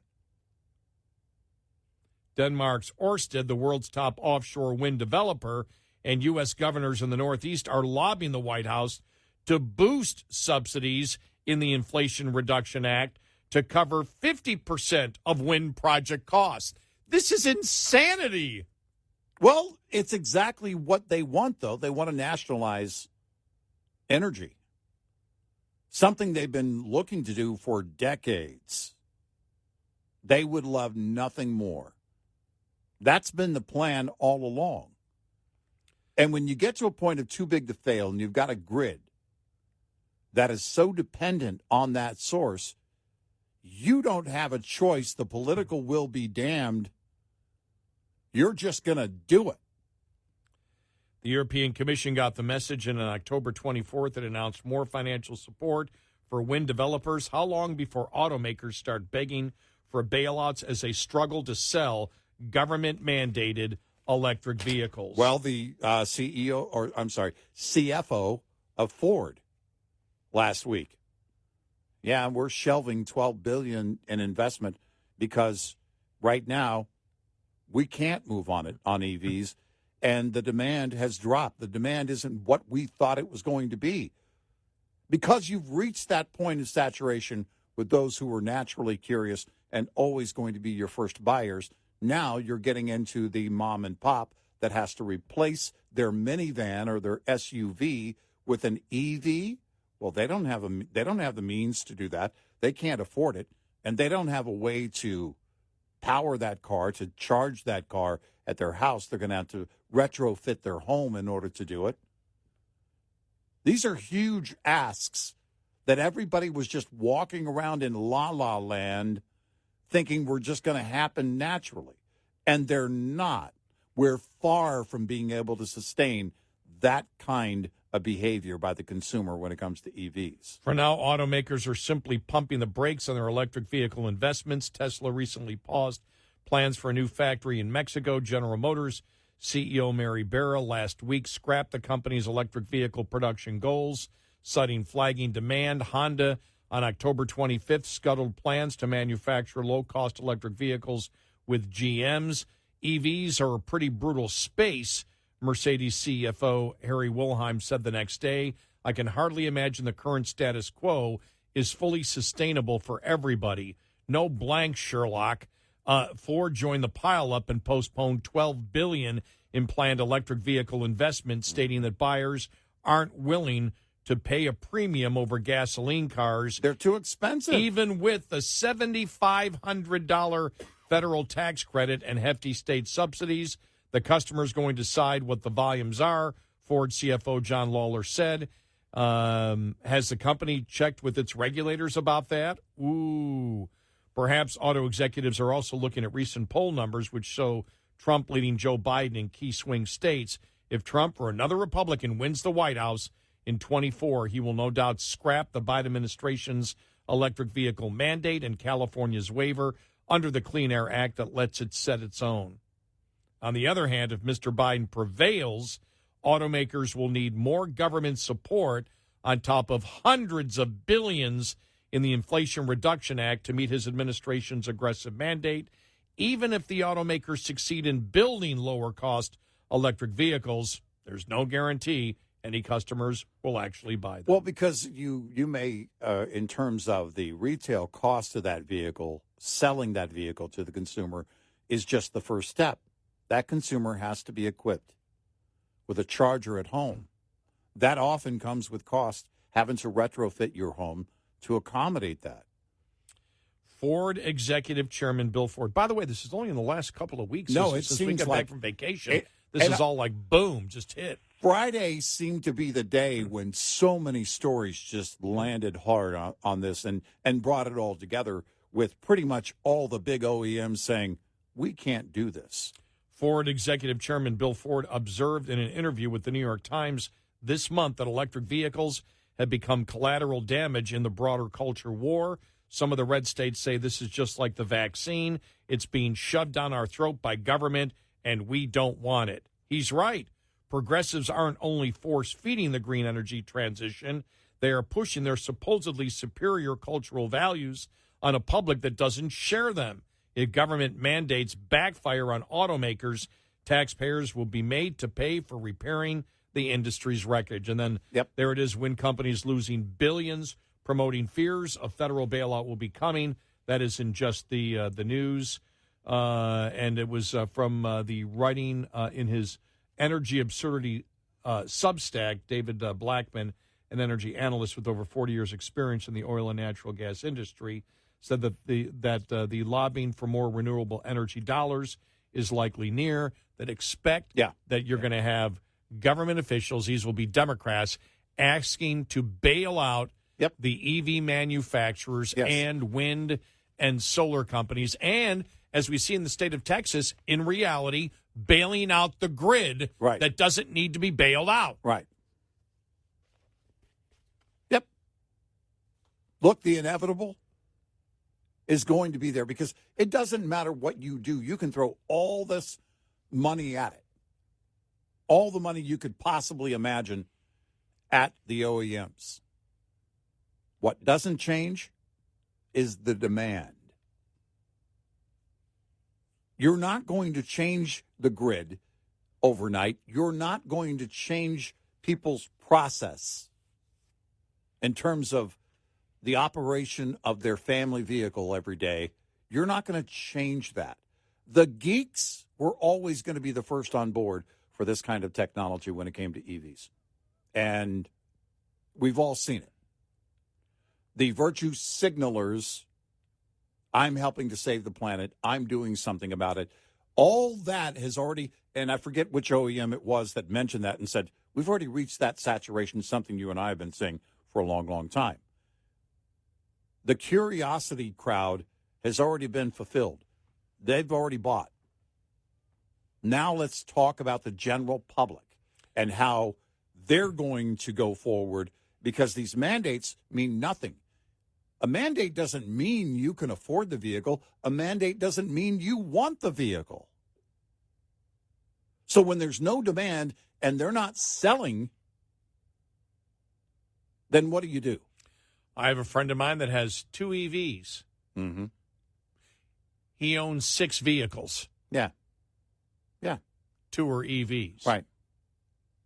I know somebody who's a very high earner out in California, owned one of the very first Teslas.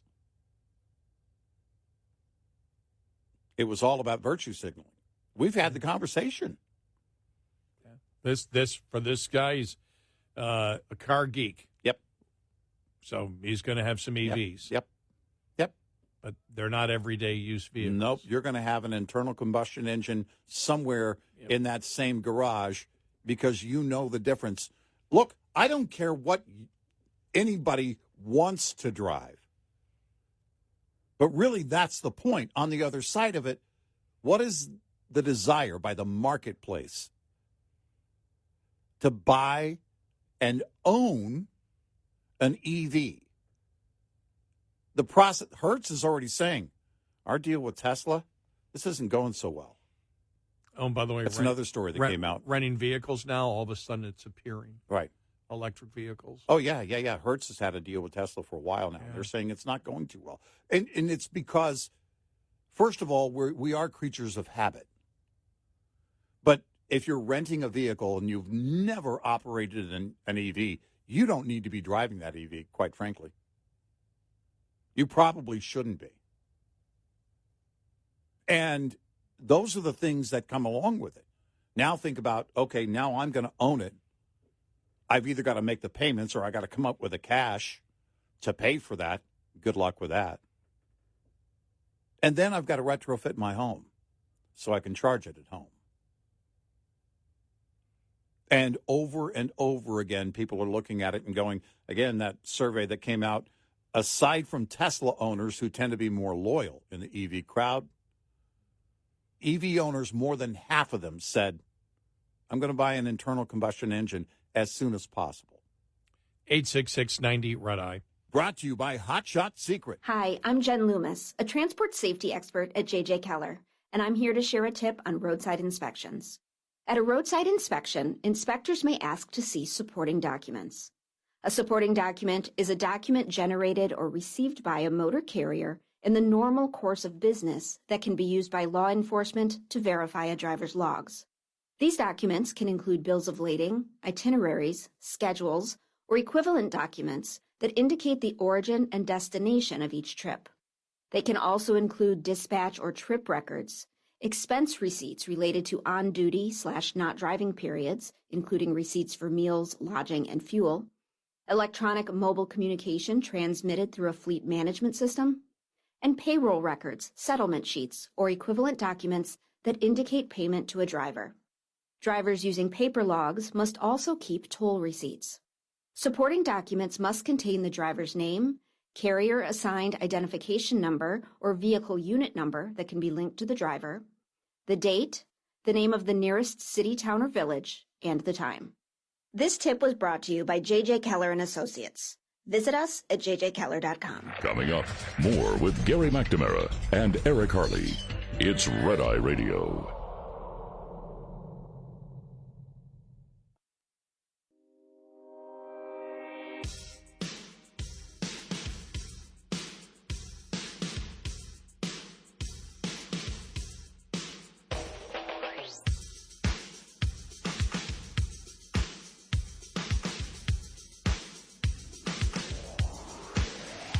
It's Red Eye Radio. He's Eric Harley, and I'm Gary McNamara. But can you imagine a couple of years from now, maybe even sooner, the Democrats coming out and saying it's time to bail out the EV industry? I mean, what would the public think about that when you talk about we need to bail out something that we've been subsidizing for the longest time? How much of support will you get from the public on it, from a public who's already looking at regular automobiles and saying, they're too expensive. I can't afford a regular automobile. Well, that's it. And, back at in 2008 and 2009, in that year, 2008, the OEMs were bleeding cash. And the way they sold it was, look at all the jobs that will be lost if we don't bail them out. Not just jobs on the assembly line, jobs at the dealership and everything else. And in the end, the government chose, that had to be the case anyway. There were jobs that were lost, and we bailed them out. And I don't know how you get that kind of emotional support, that kind of political will built for an EV industry. Because, many on the left already hate Elon Musk. They do now. But are you going to be able to conjure up that kind of political will for a company like Tesla? I don't think so. I really don't think so. So I don't know how you push it. I really don't.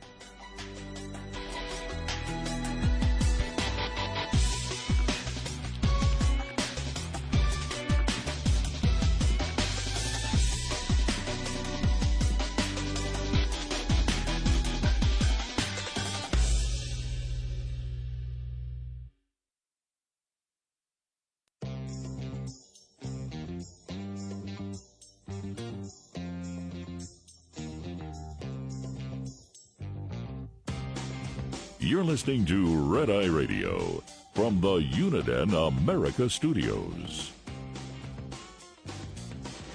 And he is Eric Harley, and I'm Gary McNamara. Good morning. Thanks for being here. So House Speaker Johnson, here's the headline, House pursuing Biden allegations very aggressively. He was asked over the weekend, will you subpoena Hunter Biden? He said, I'm looking into it. All right. I believe he will be. I don't know how you don't. I don't know how you go through a thorough process without doing that. Well, it'll be interesting to see because all we have been getting over the last couple of weeks is, we've been getting, the stories are really interesting. When you had 40 different confidential sources inside the FBI say that they've been, that there were 40 different confidential sources looking at Joe, Hunter, and James Biden. Mm-hmm. That's really interesting because the FBI was monitoring 40. Right. And that's huge. Right. right there, and also the 200,000 last week that Comer came out and identified went to Joe Biden from his brother James. There has still been no explanation, again, for that whatsoever. And the explanations of it have been pretty poor. That, as Goldman said, well, this just shows Republicans are coming down on Joe Biden. He lent his brother money. Because he loves his brother. He loves his brother. This is about love. And his brother was simply paying him back. Well, how was he paying him back? And the problem is, again, and Johnson said this, and Republicans can make look, you're never going to make a case to Democrats. I did see the other day that I forgot what the topic was, but it was 30% still supported Biden, and they made the case. They said, well, 30% support Biden on anything, no matter what it is. You could sit there and say is that 70% say that Biden is 80 years old, and the 30% would still say, well, we don't believe that. Right. It doesn't matter. That's the core that is not going to change no matter what. But what they're saying is across the board, it's not looking good. When you have 68% that's what it was, 68% of the poll came out and said they believe Biden's done something unethical or illegal. And it was 30% say he hasn't. And they said, well, that 30% is the percent that always stays the same for Biden. You can't move that on any issue beneath 30%. Right. Okay, that's interesting. Because 30% believe he hasn't done anything wrong. Obviously, those people are either ignoring what the facts are of the case, or they are ignorant of the facts of the case. Because there's no way you can look at everything, and that's the problem. And, now you're up to 68%. It keeps inching up, all the time, and it soon will be over 70%. And at that point, you just can't win with all the number of bank accounts, fake corporations that were set up in order to transfer money. And now that you've got money being transferred, you keep running out of excuses. Like I said, the last excuse from Goldman was, well, he loaned his brother money. I mean, that's good he loaned his brother money. Well, that's not the entire case. There's a ton of tax questions to be asked on that. And again, it was not clarified over the weekend because James Biden's lawyer said, oh, obviously Comer's, only is cherry picking the evidence, because if you look at all the evidence, you can see when the loan was made and when it was paid back. Right. Comer's saying, we don't have that. That's why we're going to the White House. We do know, Comer said, we do know James Biden did not have the ability to pay his brother back $200,000 if he borrowed the $200,000 from him even. Right. And so that's the question that's going on there, and it's just the beginning of it. And the other part is that I didn't mention last week, but it was, well, okay, they can always make the case, well, this didn't happen. This didn't happen when he was vice president or president, so it doesn't matter. Well, it actually does, because if he was paid the money and it's not a loan, then he was evading taxes or wasn't paying attention to tax law. And there was still, at that time, a lot of thought that he would run for president. Right. We have to go back to the impeachment of the one impeachment of Donald Trump. Look, you have to, in terms of asking Ukraine to do something about their problems there, and all of the influence and everything else, and follow through. The incoming president of Ukraine, Trump, asking him to follow through with his campaign promises to do something about corruption, and that included the whole Biden thing. You need to look into what happened here. Well, the left went crazy. That's interfering in an election. Well, if you are doing that based on the fact that, okay, look, it's, they were bound to be opponents. Everybody knew that Biden was eventually going to run or was going to be the nominee. Well, then you have to assume the same for any behavior on his part during that same time period. It was always a given he was going to run. He had been talking about it And even if he were no longer vice president, the question would be, well, who is he indebted to? Because now he is president. That's what it comes down to. The ultimate question is he compromised? And exactly what was he given? And what promises did he make in exchange for money? That's a very serious question. Very serious question. Because, again, you had the infrastructure set up, as we talked with bank accounts and LLCs to transfer millions of dollars to Biden family members. Right. And the American public is extremely suspicious of that because people who are transferring money legally don't do those kind of things. Right. Just not done. Yeah, you don't need to hide it. Right. And that's the problem that they can't get over, and that's why you're running out of excuses. And again, that's the great mystery. What are they going to bring now in the next couple of months? We're already to November now. Lost a lot of October because of the speaker fight, but now back on track. And where are they going to go, for example, over the next couple of weeks? And I cannot see them not bringing in Hunter Biden. Well, there's that, and also, right now I think there are a lot of people. I still have this theory that, and really it's not so much a theory. We already know that many in the Democratic Party, many insiders inside the Beltway, have known and were concerned for years about the Biden family. We know that going back to the Obama years when he was vice president. And if that's the case, then the question becomes, if you demonstrate a clear wrongdoing on the part of Biden, then you've got to ask the question, well, who knew? What did they know? And when did they know it? And it's everybody in his party. The fallout is going to be massive. Well, it's everybody in his party. If you can get illegal activity that's been done, then it's everybody in his party that's been defending him and the media running cover for him. Right. And that's something that Republicans can make use of and say, for all these years, everybody tried to keep this. If they can get what they are claiming they might have, then they would be able to use that all the way up to 2024 and beyond. Oh, sure. The media wanted to protect, and I can see them saying it, wanted to protect this crook in office. And so the problem is right now, especially when you see where independents stand on this, independents are extremely suspicious.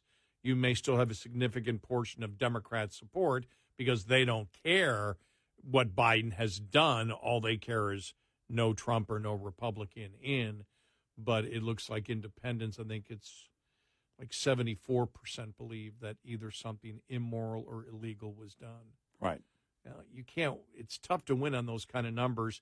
Number of articles, the thing on James Carville coming out where, Democrats are telling him to shut up and he's talking about it, and Dean Phillips is talking about it, who announced that he was running for president against Biden. And they're all saying, look, the Democratic establishment saying you need to shut up about Biden. He's not too old. He's doing a great job. He's the guy. Yeah. There's not going to be another guy. He's the guy. Live with it.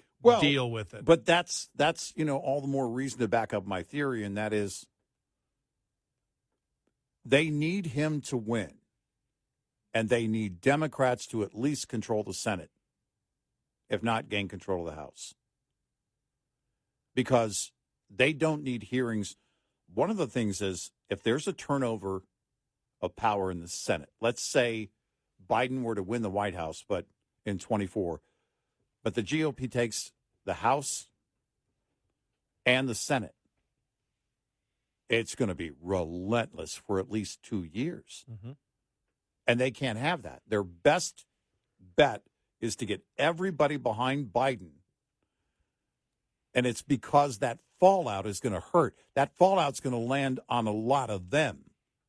So they want the entire party in unison promoting the guy. Nothing's going on here. There's nothing to see. No wrongdoing. He's a great president. The economy's doing great. The border is secure. Blah, blah, blah, blah, blah.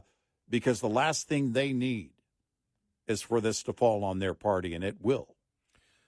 Well, you do have to ask the question, what else does Comer have? Because Comer got the $200,000 apparently from the subpoena. Well, what else do they have? Because if he was able to get bank records, there's a ton of information. Let's put it this way. They didn't use that system of LLCs to transfer that $200,000. Right. So what else is out there? Right. And what might the 40 sources inside the FBI? Yeah, that's another Tell huge us. story, yes. That's a massive reveal. And so, again, it comes down to the fact that there's no way that other Democrats that were in power didn't know. We know there was great concern. Certainly there was concern at the FBI. Well, we know the concern in the media and everywhere else because of what happened in October of 2020. Yep. And if the GOP is able to prove wrongdoing, it falls on every one of them. 866-90-RED-EYE. Lines open for your calls. 866-90-RED-EYE on Red Eye Radio.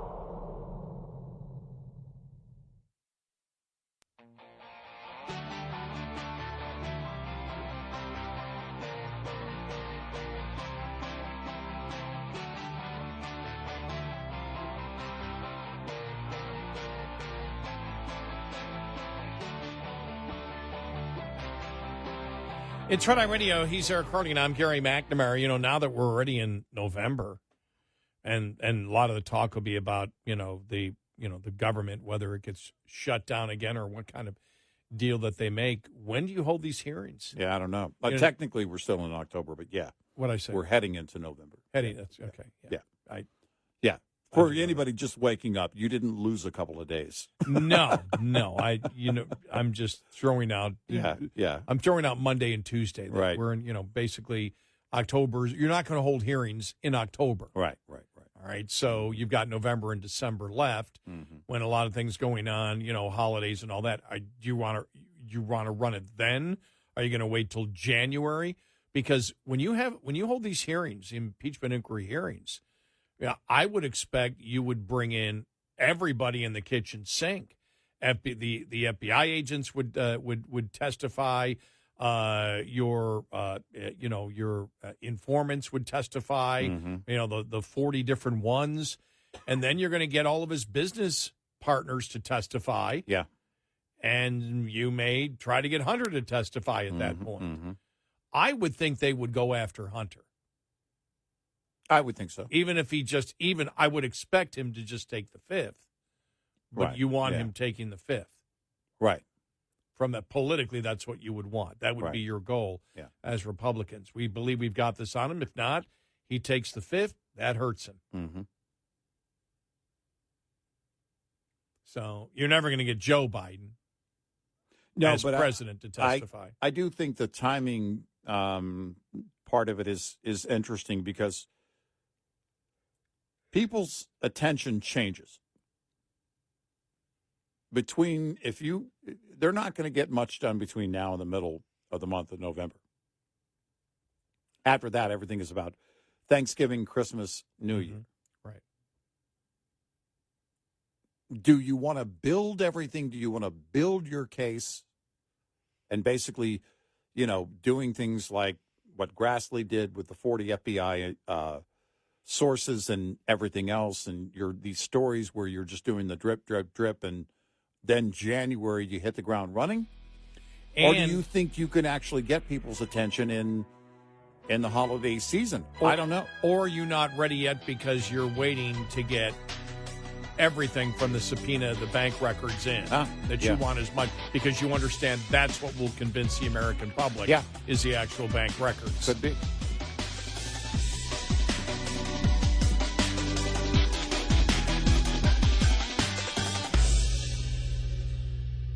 This is Red Eye Radio on Westwood.